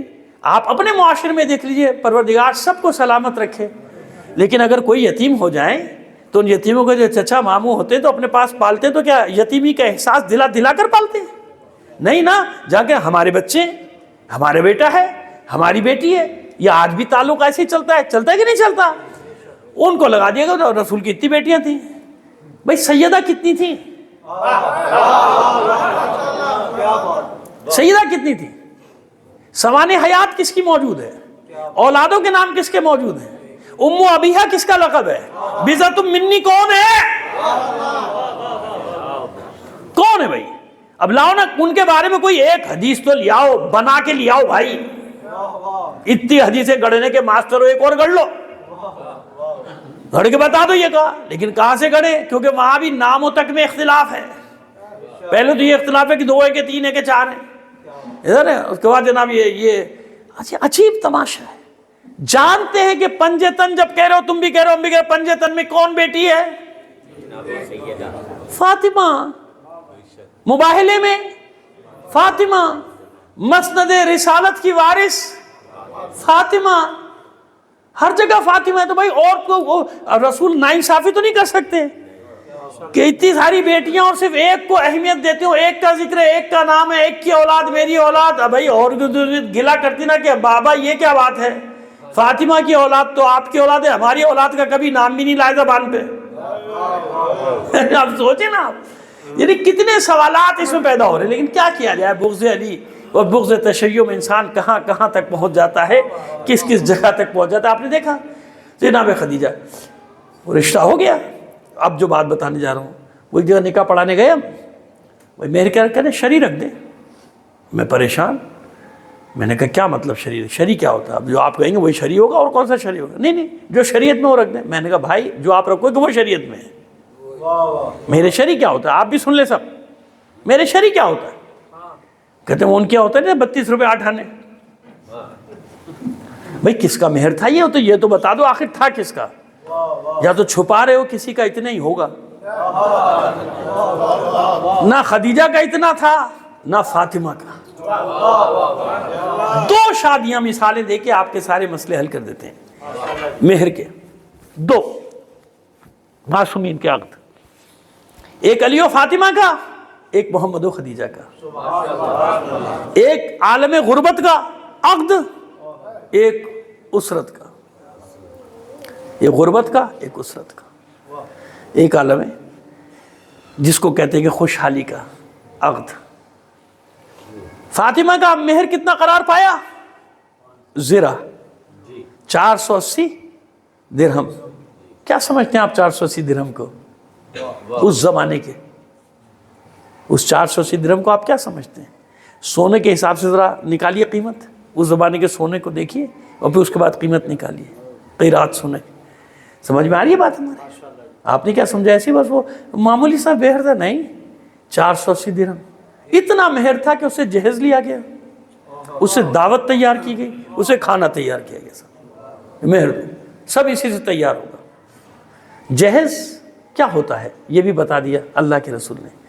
ایک نئی زندگی شروع کرتا ہے جوڑا، ایک نئی زندگی کا آغاز کر رہا ہے نا جوڑا، تو اس کو ضروریات کی سامان کی ضرورت ہوگی کہ نہیں ہوگی؟ اس کو جہیز کو لوگوں نے جہاز بنا دیا، سمجھ گئے؟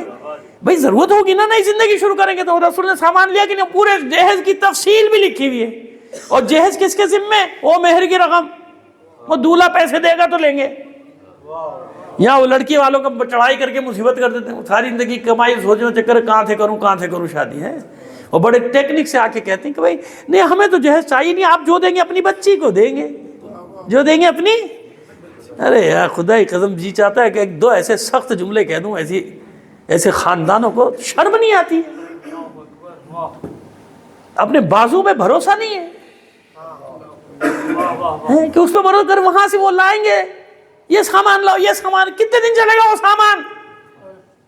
نہ کرو ایسے, نہ کرو, برباد نہ کرو اپنی اخلاقی اور ان سب اقدار کو برباد نہ کرو, نہیں کرتے ایسے. لڑکی والوں پہ وہ بہترین عقد ہوتے ہیں جہاں انسان ہنسی خوشی سارے سامان کرتا ہے کہ نہیں بھائی کچھ نہیں یار, ہماری بیٹی ہے, ہماری بھی تو بیٹیاں ہیں نا. اور میں آپ سے وہ بات تھوڑی کر, میں پریکٹیکل کی بات کرتا ہوں, بھائی میری بھی بیٹیاں ہیں, میری بھی بہو ہے یار. میں وہ بات کر رہا ہوں جو خدا کا شکر ہے کہ کوئی بھی جا کے تصدیق کر سکتا ہے. اور جہاں جہاں بھی میری کوشش ہوتی ہے اپنے خاندان میں کہ نہیں خبردار ایسا نہ کرنا, وہ اپنے جگر کا ٹکڑا دے رہے ہیں یار, کچھ تو خیال کرو. وہ اپنے جگر کا ٹکڑا دے رہا ہے جس کو اس نے کتنی محنت سے پالا ہے یار, اور تم اس کے اوپر بوجھ لاد رہے ہو, یہ دے دے وہ دے دے وہ دے دے, گاڑی دے دے, جہاز دے دے, ہوائی جہاز دے دے. کتنا بے غیرت ہے بھائی یہ دولہا, جس میں خود تمیز نہیں ہے, خود طاقت نہیں ہے کمانے کی, اس چکر میں کہ شادی کروں تو میرا گھر بن جائے. ایسی جگہ تو رشتہ بھی نہیں دو بھائی, سمجھ لو کہ یہ خالی مال کے لالچی ہیں. کیا مطلب ہے؟ اب سمجھ میں آیا؟ علی کے پیسے سے جہیز بنا ہے, رسول نے اپنی جیب سے خرچہ نہیں کیا ہے. علی نے جو پیسہ دیا ہے مہر کا اس سے بنا ہے. پڑھ لو تاریخ. یہ غربت کی شادی تو شرعی مہر کیا ہوا یہاں 480 درہم. بیٹا آج میں نے کہا نا کہ سونے کے چکر میں آ جاؤ گے تو مر جاؤ گے, اتنا بن جائے گا. پھر کہو گے نہیں بھائی شرعی مہر نہ رکھنا اللہ کے واسطے. یار بڑے آرام سے کہہ رہے شرعی مہر رکھ دے, میرے شرعی رکھ دے. اور تو میرے شرعی کیا ہوتا ہے؟ وہ جو رکھیں گے وہی تو میرے شرعی ہوگا, اور کیا ہوگا؟ شرعی مہر جو میں رکھ رہا ہوں, جو آپ رکھ رہے ہیں وہی تو میرے شرعی ہے. جناب خدیجہ کا مہر سنو, کسے کہتے ہیں؟ عورت کی عظمت, عورت کی قیمت. فاطمہ کی عظمت کی تو میں بات ہی نہیں کرتا نا. فاطمہ کی عظمت کے لیے تو اتنا کافی ہے کہ اس کے سر کے تاج کا نام ہے علی. اب یہ تو میں نے ظاہری مہر بتایا نا, باطنی مہر فاطمہ کا کیا مقرر ہوا وہ تو اللہ جانتا ہے, اس کا رسول جانتا ہے, فاطمہ جانتی ہے, علی جانتا ہے نا. باطنی مہر جو اس کا رکھا گیا وہ کیا تھا تو اس کی بھی تفصیلات ہیں, لیکن ظاہری مہر کی بات کر رہے ہیں. اب جناب خدیجہ کا سوشل اسٹیٹس کیا ہے؟ ملکۃ العرب, طاہرہ, سیدہ, یہ سب القابات ہیں جناب خدیجہ کے. ملکۃ العرب ایسے ہے نا سوشل اسٹیٹس, کروڑ پتی. اب اس کا مہر شرعی رکھ دیا 32 روپے 8 آنے. توہین ہے, توہین ہے عورت کی, اس بچی کی توہین ہے. نہیں, مثل مہر رکھا ہے. عرفن جو ہے وہ رکھو مہر, اس کو اتنا کم قیمت نہ بنا دو. 32 روپے, اچھا 2000 کر دو, 5000 کر دو. وہ بھی دینے کو دل نہیں چاہ رہا, جیب میں ہاتھ نہیں جا رہا اس کے, یہی دے دوں 5000. سنیے کیا مہر رکھا جانتے ہیں آپ؟ 20,000 درہم. جناب ابو طالب نے, جس کو کہتے ہیں نا غریب غریب غریب, اپنی جیب سے عطا کی ہے. 20,000. کیوں؟ خدیجہ کا ایک مقام ہے. ابھی بات ختم نہیں ہوئی. 20,000 درہم نقد, 20 سرخ بالوں والی اونٹنیاں. یہ سرخ بالوں والی بھورے رنگ کی جو اونٹنی تھی, ایسی تھی جیسے کاروں میں مرسیڈیز کار. اس زمانے میں سب سے قیمتی جانور یہی تھا نا, تو اس میں بھی جو قیمتی ترین تھا وہ یہ 20 اونٹنیاں. کتنا مال بنا؟ کیوں؟ خدیجہ ہے خدیجہ. حالانکہ خدیجہ نے کچھ رکھا؟ سب لٹا دیا اسلام پہ. لیکن مہر رکھتے وقت ہمیشہ بچی کے سوشل اسٹیٹس کا خیال کرو. اس کا سماجی مقام کیا ہے, سماج میں اس کی حیثیت کیا ہے, اس حیثیت سے اس کا مہر رکھا جائے گا. 3-4 ہزار 5,000 10,000 بے شک کم مہر ہونا چاہیے. کم مہر کا مطلب کیا ہے؟ کم مہر کا مطلب 32 روپے 8 آنے ہوتا ہے. کم مہر کا مطلب یہ ہوتا ہے کہ جو ادا کیا جا سکے. ایسا نہ رکھ دے کہ لڑکا بھی ادا, لڑکے بھائی نہیں کہاں سے دے گا وہ. اب 5 لکھ دے 5 لاکھ کون سے مجھے دینے جا, آج کل یہ بھی تو ہوتا ہے عندت طلب دینے نہیں ہے ختم، عندت طلب مطلب دینے ہی نہیں ہے۔ بہترین شادی وہ ہوتی ہے جس کا مہر اسی وقت ادا کر دیا جائے۔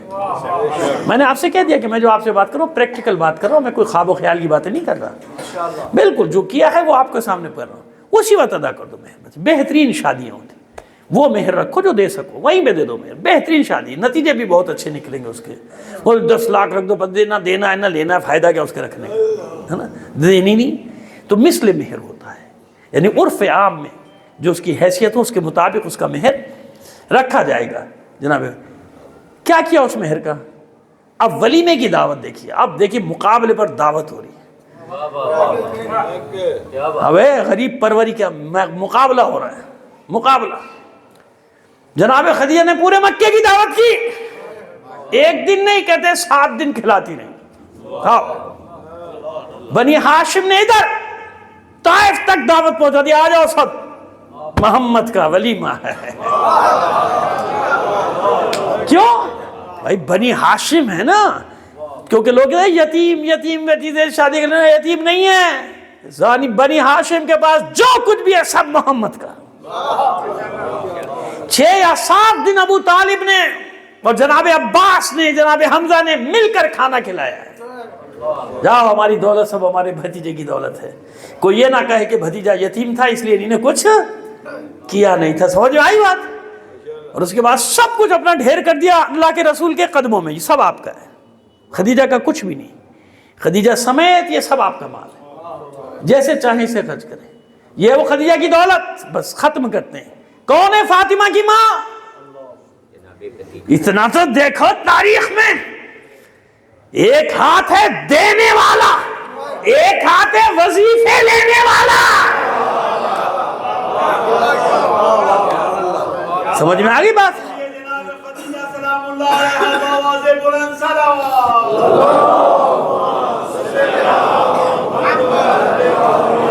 جو بیت المال کو بھر دے وہ ہے خدیجہ،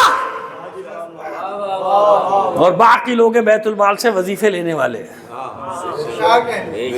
اپنا حق جتا جتا کے وظیفے لینے والے، اپنے رشتے بتا بتا کے وظیفے لینے والے۔ اور خدیجہ کون ہے؟ جس نے مال، اس لیے اللہ کا رسول خدیجہ کے خلاف کچھ سن نہیں سکتا تھا۔ بھری ہوئی ایک روایتیں بھری ہوئی ہیں، سیاہ میں بھی موجود ہیں کہ اتنے غصے ہو گئے تھے، خود بتاتے کہ میں نے کہا کہ وہ ایک معاذ اللہ بوڑھی عورت، اس کو آپ یاد کریں گے، غصے ہو گئے کہ بوڑھی عورت جیسا اس نے میرا ساتھ دیا، خدیجہ نے اس زمانے کسی نے میرا ساتھ ویسے نہیں دیا، اس لیے اللہ نے اس قربانیاں دینے والے رحم مطہرہ کو مسکن بنایا نور فاطمہ کا۔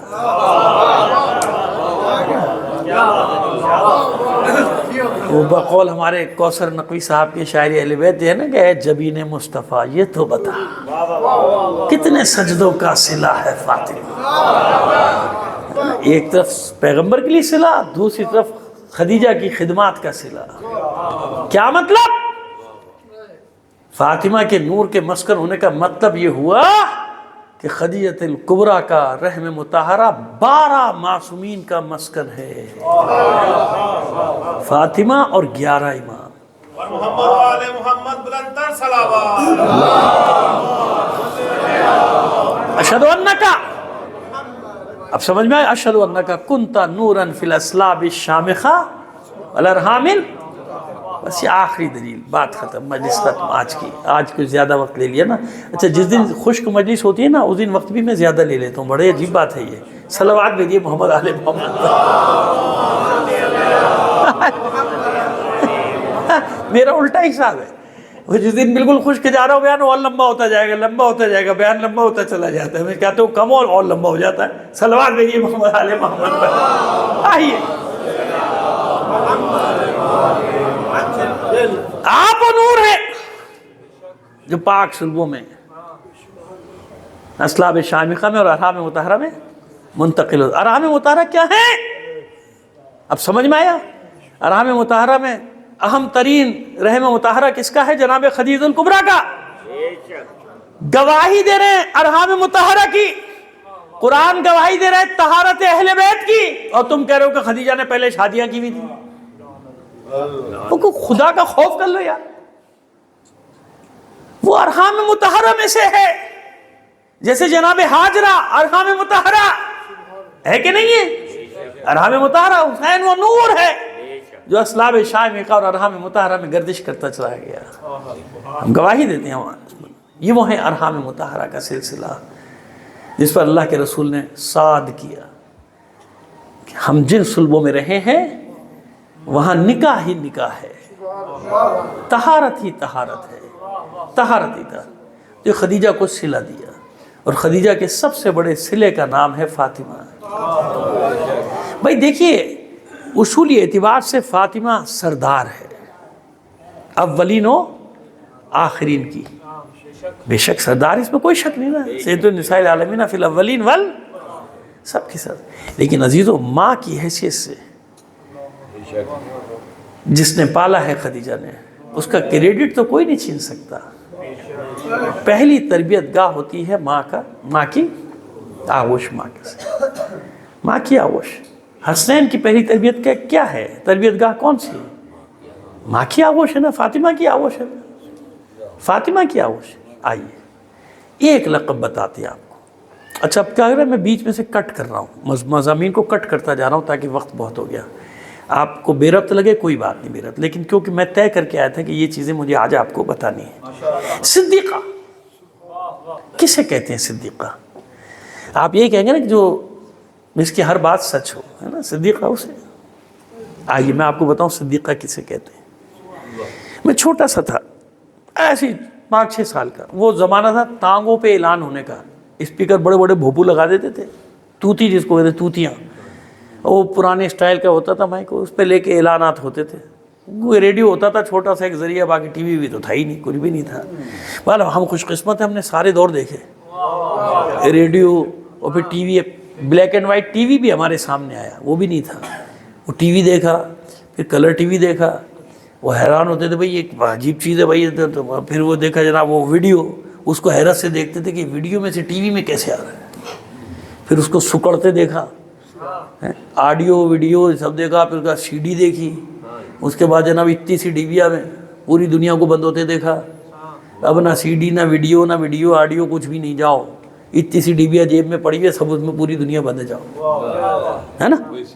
یہ سارے دور ہم نے دیکھے. میں تو کہتا ہوں حیران تو کہ سب دیکھا بھائی، ہم نے اپنی آنکھوں سے سب کچھ دیکھ لیا. تو وہ رمضان کے آخر میں مسجدوں کے لوگ نکلتے تھے نا کہ بھئی اب عید آنے والی، اب ذرا اکٹھا کیا جائے. خیر بہرحال اس زمانے کا دستور تھا. تو آج تک میرے کانوں میں آواز گونج رہی ہے. اہل سنت کے مسجد سے نکلتے تھے، ہمارے سامنے مسجد تھی، وہ جناب تانگے میں، اور وہ ایک واقعہ مسلسل تکرار کرتا تھا سارا دن. عید کا، عید آنے والی ہے نا، اب ان کو جمع کرنا ہے، چندہ وندہ اکٹھا کر رہے ہیں، ٹانگے کے ساتھ ہے. تو ہم پیچھے پیچھے چلتے تھے یار، ہمیں وہ اچھا لگتا تھا واقعہ سننا.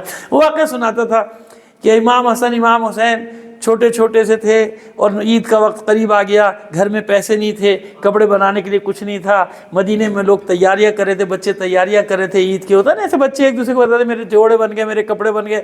تو گھر میں آ کے دونوں شہزادوں نے اپنی مادر گرامی سے، یہ اہل سنت کی زبانی بتا رہا ہوں آپ کو، کہ وہ شہزادوں نے مادر گرامی سے پوچھا، مادر گرامی مدینے میں سب کے بچوں کے کپڑے، سب بچوں کے کپڑے تیار ہو گئے عید کے، ہمارے تو کپڑے نہیں آئے، ہمارے تو کپڑے نہیں بنے، عید میں 1 یا 2 دن باقی ہیں مثلا بڑے. تو معصومہ نے کہا کہ ابھی آپ کے کپڑے آپ کا خیاط لے کر آتا ہوگا. نہیں، بلکہ کہ آپ کے کپڑے خیاط کے پاس ہیں. خیاط یعنی درزی، آپ کے کپڑے خیاط کے پاس ہیں. اور پھر جناب یہ ہوا کہ وہ فرشتے کا واقعہ ہو گیا نا، کہ وہ رشتہ دق الباب کیا نا خیاط الحسنین، میں حسنین کا خیاط ہوں، اور کپڑے لے کر آ گیا. لیکن یہاں ایک سوال تھا، ہمیشہ سے یہ سوال میرے ذہن میں رہتا تھا، اور پھر میں اس کو قم میں بھی تلاش کرتا تھا کہ اس کا جواب کیا ہے. کیونکہ روایت تو ہے نا، میں نے عرض کر دیا کہ ہمارے یہاں تو اتنا پڑھا بھی نہیں جاتا، وہاں پڑھا جاتا ہے، ان کے بہت پڑھا جاتا ہے. واقعہ نا ہمارے برادران کے واقعہ بہت پڑھا جاتا ہے عید کے دنوں میں، کیونکہ جہاں جہاں ضرورت ہوتی ہے نا وہاں حسنین یاد آتے ہیں. جانتے ہیں کہ ان کے نام کے بغیر نیاز بھی نہیں ملے گی. نظر اللہ نیاز، وہ ہمارے یہاں مانگنے والا آتا تھا، جیسے ہی ہماری گلی میں آتا تھا اس کا لہجہ وہجہ سب بدل جاتا تھا، پنجتن پاک کی منقبت شروع کر دیتا تھا. ابا کہتے تھے دیکھو کتنا ہوشیار ہے، اس کو پتہ ہے اس گلی میں اسی نام پہ ملے گا، ہے نا ہوتا. تو خیر جناب میں بڑا پریشانی کی وجہ کیا تھی کہ بھائی دیکھیے ایک بات یاد رکھیے، معصوم کبھی بچوں کو بہلانے کے لیے بھی معاذ اللہ غلط بیانی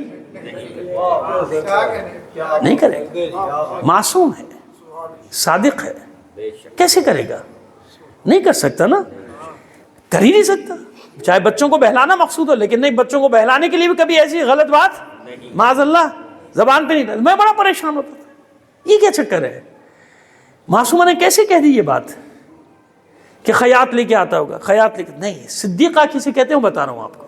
یہ اس میں جو مبالغہ ہے نا صدیقہ، یہ مبالغہ کیوں ہے اب یہ آپ کو بتانے جا رہا ہوں. ایسا نہیں ہے کہ معصومہ نے کہا تو اللہ نے منظوری دے دی، اچھا بھائی معصومہ نے کہہ دیا، فاطمہ نے کہہ دیا، جاؤ اب چلے جاؤ. نہیں، صدیقہ کی تشریح یہ ہے، مطلب یہ ہے کہ جب معصومہ یہ جملے ادا کر رہی تھی، معصومہ کی زبان سے جملے ادا ہو رہے تھے اور صدق کے سانچے میں ڈھل رہے تھے. یعنی آپ گفتگو کرتی جا رہی تھی، واقعہ وجود میں آتا جا رہا تھا، جانتی تھی معصومہ جو میں کہہ رہی ہوں وہی ہوگا. یہ صدیقہ، یہ صدیقہ کہ جو میں کہہ رہی ہوں وہ ہوگا. خیاط لے کر آئیں گے آپ کے کپڑے ان کے پاس، وہ خیاط لے کر آ گئے. کیوں؟ ایسا نہیں ہوا کہ معصومہ کی بات کی لاج رکھنے کے لیے مشیت نے جبرائیل کو خیاط کی صورت میں بھیجا یا رضوان کو بھیجا. نہیں، ایسا نہیں ہوا. معصومہ جملے لفظ ادا کر رہی تھی اور حقیقت کے پیکر میں ڈھل رہا تھا واقعہ. صلوات بھیجیے محمد آل محمد پر. بس ختم کر دیا میں نے. یہ ہے صدیقہ طاہرہ. ختم کیا میں نے آپ کی زحمتوں کا. معذرت چاہتا ہوں، آج خلاف ہے، یعنی میری مرضی بھی نہیں تھی، مگر زیادہ وقت میں نے آپ کا لے لیا کیونکہ موضوع ایسا چل پڑا، بات سے بات نکلتی چلی گئی، آپ کی دلچسپی بھی تھی، لہٰذا میں نے کہا چلو. اور پھر آخری دن میں کل مجھے آنے کا کوئی خطرہ بھی نہیں، لہٰذا میں نے کہا بٹھا کے رکھو، کوئی بات نہیں. صلوات بھیجیے محمد آل محمد. بھائی 4 دن تو یہ خطرہ تھا، آج زیادہ پڑھوں گا، نہیں آئیں گے کل. اب نہیں آنا کل، میری مجھے کیا ہے، نہیں آنا کل آپ. صلوات بھیجیے محمد آل محمد پر. آئیے بس عزیزان محترم یاد رکھیے، میں نے پہلی مجلس میں کہا تھا، وہیں لا کے بات کو ختم کر رہا ہوں کہ ایسے منصب تھوڑی دیتا پروردگار. سنت الہی، جو امتحانات میں جتنا آگے جائے گا وہاں تک منصب، چاہے انبیاء ہوں چاہے رسول ہوں، جو بھی. جناب ایوب علیہ السلام کا جو ذکر ہے نا قرآن مجید میں، ہے نا، صبر ایوب مشہور ہے، ضرب المثل ہے. قرآن ان کو صابر بندہ کہا ہے، آپ میرے صابر بندے. کتنے امتحانات ہوئے تفصیل میں نہیں جاتا، لیکن اتنے ہوئے کہ مال، دولت، اولاد، غلام، کنیز، سب آخر میں مرض.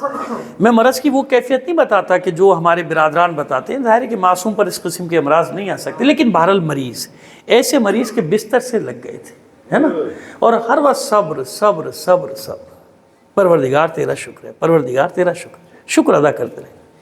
لیکن ایک مرحلہ ایسا آیا کہ جناب ایوب کا صبر اپنی انتہا کو پہنچ گیا، بس آخری منزل آ گئی. اور جانتے ہیں وہ آخری منزل کیا تھی؟ آخری منزل یہ تھی کہ آپ کی اہلیہ کو بازار میں جانا پڑ گیا. میں اس کی تفصیل میں بھی نہیں جاؤں گا کہ بازار میں کیوں گئی، کیسے گئی، کس حال میں گئی. ہمارے برادران تو پتہ نہیں کیا کیا لکھ دیتے، لیکن میں بس احتیاط کر رہا ہوں یہاں تک کہ بازار میں جانا.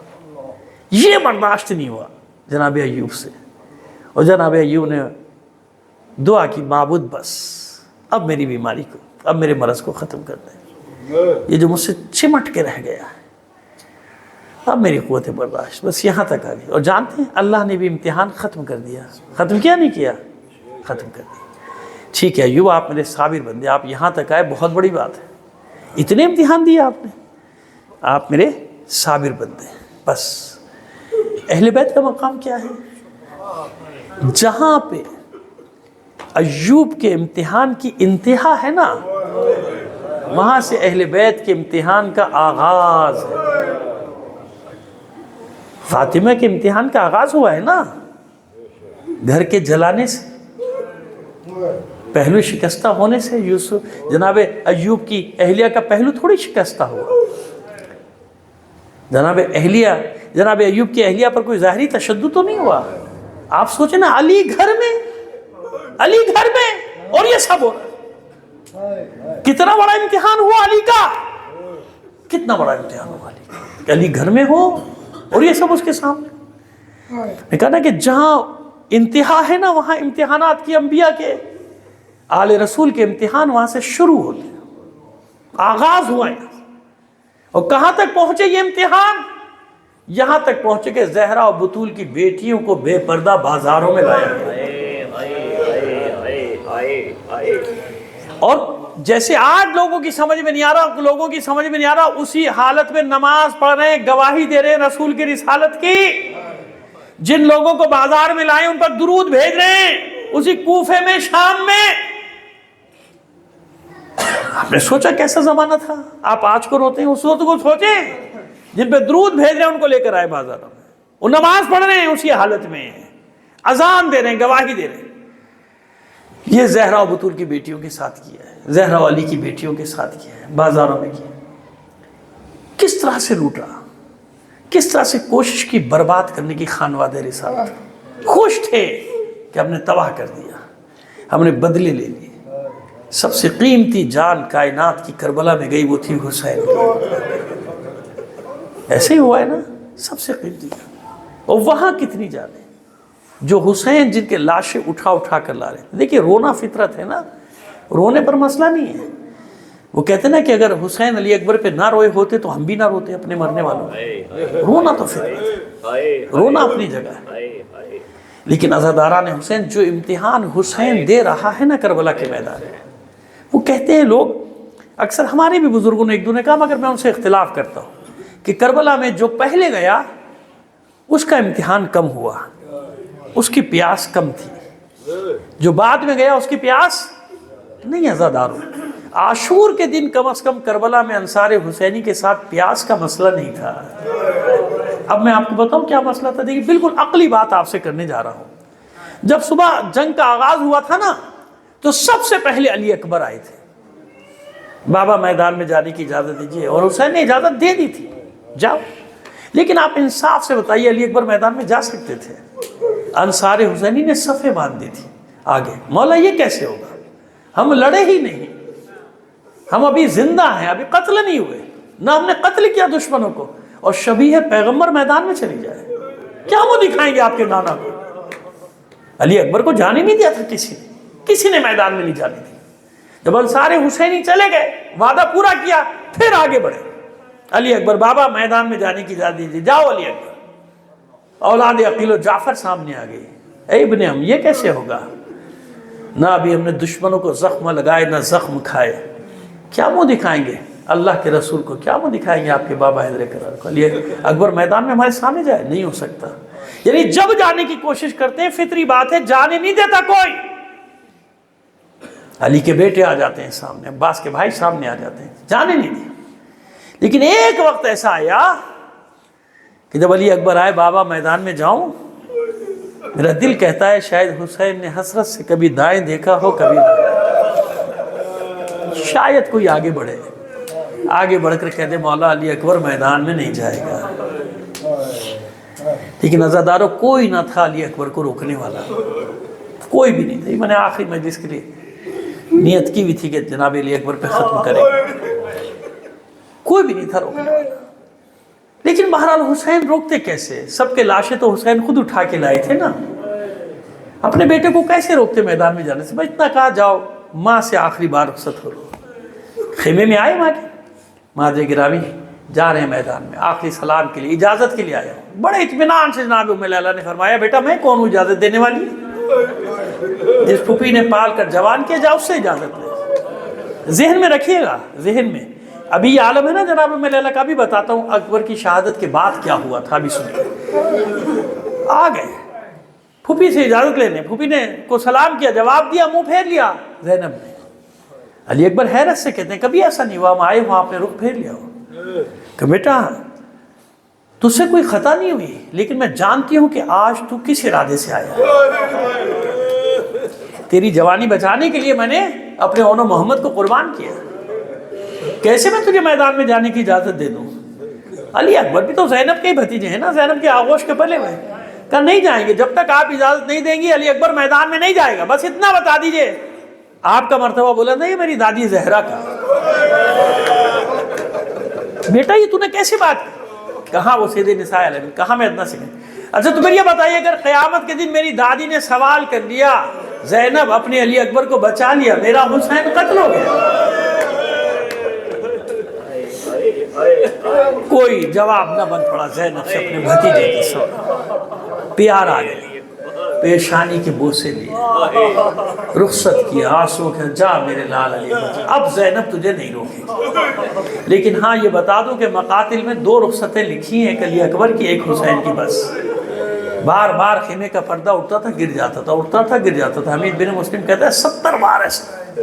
मैं आगे बया अहवाल जानने के लिए आगे बढ़ा तो क्या देखा, एक जवान कड़ियल जवान 17-18 साल का निकलने की कोशिश करता है, बीबियां वापस खींच लेती, कभी माँ खींच लेती, एक बार और इस रुख अनवर की जियारत करने दे, कभी फूफी खींच लेती, एक बार और सतरे हो जाने दे, कभी कोई बच्ची कदमों से लिपट जाती है, भैया ना जाओ। जो मैदान में गया वो वापस नहीं आया। आखिर रुखसत हुए अली अकबर, हुसैन खड़े हैं बाग थामे, सवार किया, अली अकबर को सवार कराया, जाओ बेटा थोड़ी देर में हम भी आ रहे हैं। अली अकबर चले मैदान की तरफ, एहसास हुआ पीछे पीछे कोई आ रहा है। अब जो मुड़कर देखा तो क्या देखा, बूढ़ा बाप दोनों हाथों से कमर थामा, उतर आए, वापस मुड़े, हुसैन के हाथ थाम कर कहते हैं बाबा आप मुझे रुखसत कर चुके, अगर ऐसे आएंगे मैं कैसे लड़ूंगा, कैसे जंग करूंगा। बस हुसैन ने बेताब होकर अली अकबर को सीने से लगाया और खींच लिया, आंसू जारी है, मेरे लाल तेरा कोई तुझ जैसा बेटा हो। इस तरह तीरों तलवारों के जख्म खाने जा रहा होता तो तू मेरी कैफियत समझ सकता। अच्छा ऐसा कर जहाँ तक हो सके मुड़ मुड़ कर मुझे देखता जा। और मुख्तसर करता हूँ, जानते एक वक्त क्या आया, एक वक्त ये आया कि हुसैन मैदान में कभी दाएं तरफ दौड़ते थे कभी बाएं तरफ। क्यों? अली अकबर नजर नहीं आ रहा था, अली अकबर नजर नहीं आ रहा था, आवाज दे रहे थे चिल्ला चिल्ला कर, अली अकबर किस तरफ है, किस तरफ है, बता तेरा बाबा तुझ तक पहुंचे। अली अकबर के कानों में आवाज तो आ रही है, लेकिन अली अकबर कैसे बताए, बाबा तेरे अली अकबर के हाथ से तलवार गिर गई है, तेरे अली अकबर का खोद गिर गया, तेरे अली अकबर के हाथ से सिपर छुट गई, बस चारों तरफ से तलवारों के बर्छियों के वार थे। अली अकबर जख्मों से चूर होकर घोड़े की पुष्ट पे गिर पड़े, गर्दन में हाथ डाल दी, अभी गिरे नहीं थे। सनान इब्ने अनस या हकीम इब्ने तुफैल इन मलूनों में से एक आगे बढ़ा, पूरी बर्छी अली अकबर के कलेजे में उतर। अब इस मलून ने जब अपनी बर्छी को वापस खींचा तो बर्छी का फल जवान की पसलियों में उलझकर टूट गया। बस इस बर्छी का लगना था, अली अकबर से घोड़े पे ठहरा ना गया, गिरते गिरते आवाज दिया बताहो अलैका मिन्नी अस्सलाम, ऐ बाबा अली अकबर का आखिरी सलाम। हुसैन के कानों से आवाज टकराई, तेवरा कर खाके करबला पे गिर पड़े, चिल्ला कर कहा या बुनैया अलद दुनिया बअदकल अफा, ऐ मेरे लाल तेरे बाद इस जिंदगानी पर खाक हो। खड़े हुए, एक दो कदम चले, ना चला गया, फिर गिर पड़े। जब हुसैन से ना चला गया तो अपने वजूद को जानुओं के बल कभी पंजों के बल रेत पर घसीटना शुरू किया।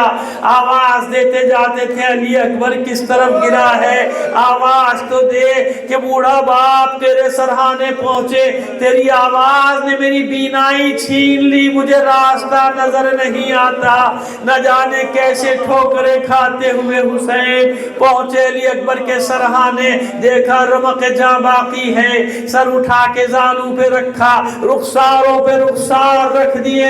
मेरे बच्चे आंखें खोल, देख बाबा आया है, देख अली अकबर बाबा आया है। अली अकबर ने आंखें खोली, बाबा को सलाम किया, हुसैन ने जवाब दिया, पूछा मेरे लाल किस हाल में है। अली अकबर कहते हैं बाबा बर्छी का फल टूट के कलेजे में रह गया है, बहुत अजियत में हूँ। अच्छा मेरे लाल ये इम्तिहान भी लेगा, हुसैन ये इम्तिहान भी देगा। अली अकबर को जलती रेत पर लिटा दिया, सारी ताकत जमा की, दोनों जानू जमीन पर, एक हाथ अली अकबर के सीने पर, दूसरा कलेजे से बच्ची का फल निकालने के लिए। मुझे यकीन है नाना भी आ गया होगा, बाबा भी आ गया होगा, भाई भी आ गए होंगे। अरे माँ तो मदीने से साथ साथ चली आ रही है। سب حسین کی ہمت بڑھاتے ہوں گے، کوئی بعید نہیں۔ حسین نے بابا سے کہا بابا اب بتاؤ خیبر کا در اکھاڑنا مشکل ہے یا علی اکبر کے کلیجے سے برچھی کا پھل کھینچنا؟ اللہ اکبر کہا، برچھی کا پھل کھینچا، کلیجہ ساتھ آ گیا، علی اکبر کا دم نکل گیا۔ حسین نے علی اکبر کے لاشے کو اٹھا لیا، اٹھا تو لیا مگر چلا نہ گیا، پھر واپس جلتی ریت پر لٹا دیا علی اکبر کو۔ گنج شہیدہ کا رخ کر کے آواز دی، میرے شیرو مجھ سے علی اکبر کا لاشا نہیں اٹھتا۔ کوئی جواب نہ آیا۔ خیموں کا رخ کر کے آواز دی، اطفال بنی ہاشم آؤ آؤ میری مدد کرو، مجھ سے علی اکبر کا لاشا نہیں اٹھتا۔ حسین کی آواز خیموں سے ٹکرائی، خیموں کے پردے اٹھنا شروع ہوئے، چھوٹے چھوٹے بچے واہ حسینہ واہ حسینہ کہتے دوڑے قتل گاہ کی طرف۔ حسین نے بچوں کی مدد سے لاشے کو خیمے میں پہنچایا، بیویاں جمع ہو گئی، حلقہ کیا، علی اکبر کے لاشے کے گرد ماتم شروع کیا۔ زینب نے چاروں طرف نگاہ دوڑائی، علی اکبر کی ماں ام لیلہ نظر نہ آئی۔ فضہ سے کہا فضہ جا علی اکبر کی ماں کو تو لے کر آزادارو۔ جب فضہ جناب ام لیلہ کے خیمے میں داخل ہوئی تو کیا منظر تھا۔ ام لیلہ کبھی خیمے کے ستون سے ٹکراتی تھی، کبھی ستون سے ٹکراتی تھی، آواز دیتی جاتی تھی لوگوں لوگوں مجھے خیمے کا دروازہ نظر نہیں آتا، ارے مجھے راستہ سجھاؤ، مجھے اپنے علی اکبر کے لاشے۔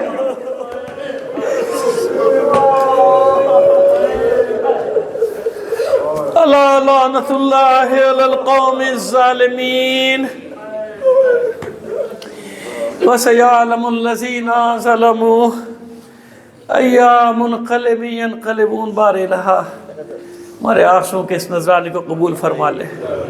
معبود تمام مومن کی دنیاوی اخروی حاجات کو پورا فرما لے۔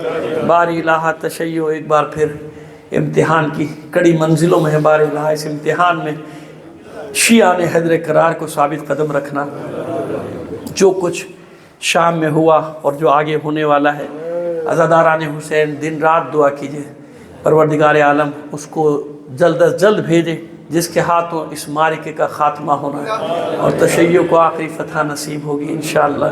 مختصر دعا کرتا ہوں، جس نے جتنی دعاؤں کے لیے کہا ہے بار الہ سب کی دعاؤں کو قبول فرما دے۔ ہم اس قابل نہیں، اس قابل بنا دے جب تیری آخری حجت کا ظہور ہو، مجھ کے ادنا سے سپاہی تعجیل فرما۔ ظہور امام زمانہ میں آپ سے درخواست کریں گے بانیان مجلس کے مرحومین اپنے مرحومین اور تمام شہدائے ملت کو شامل کر کے ایک سورہ فاتحہ 3 بار سورہ توحید پڑھ۔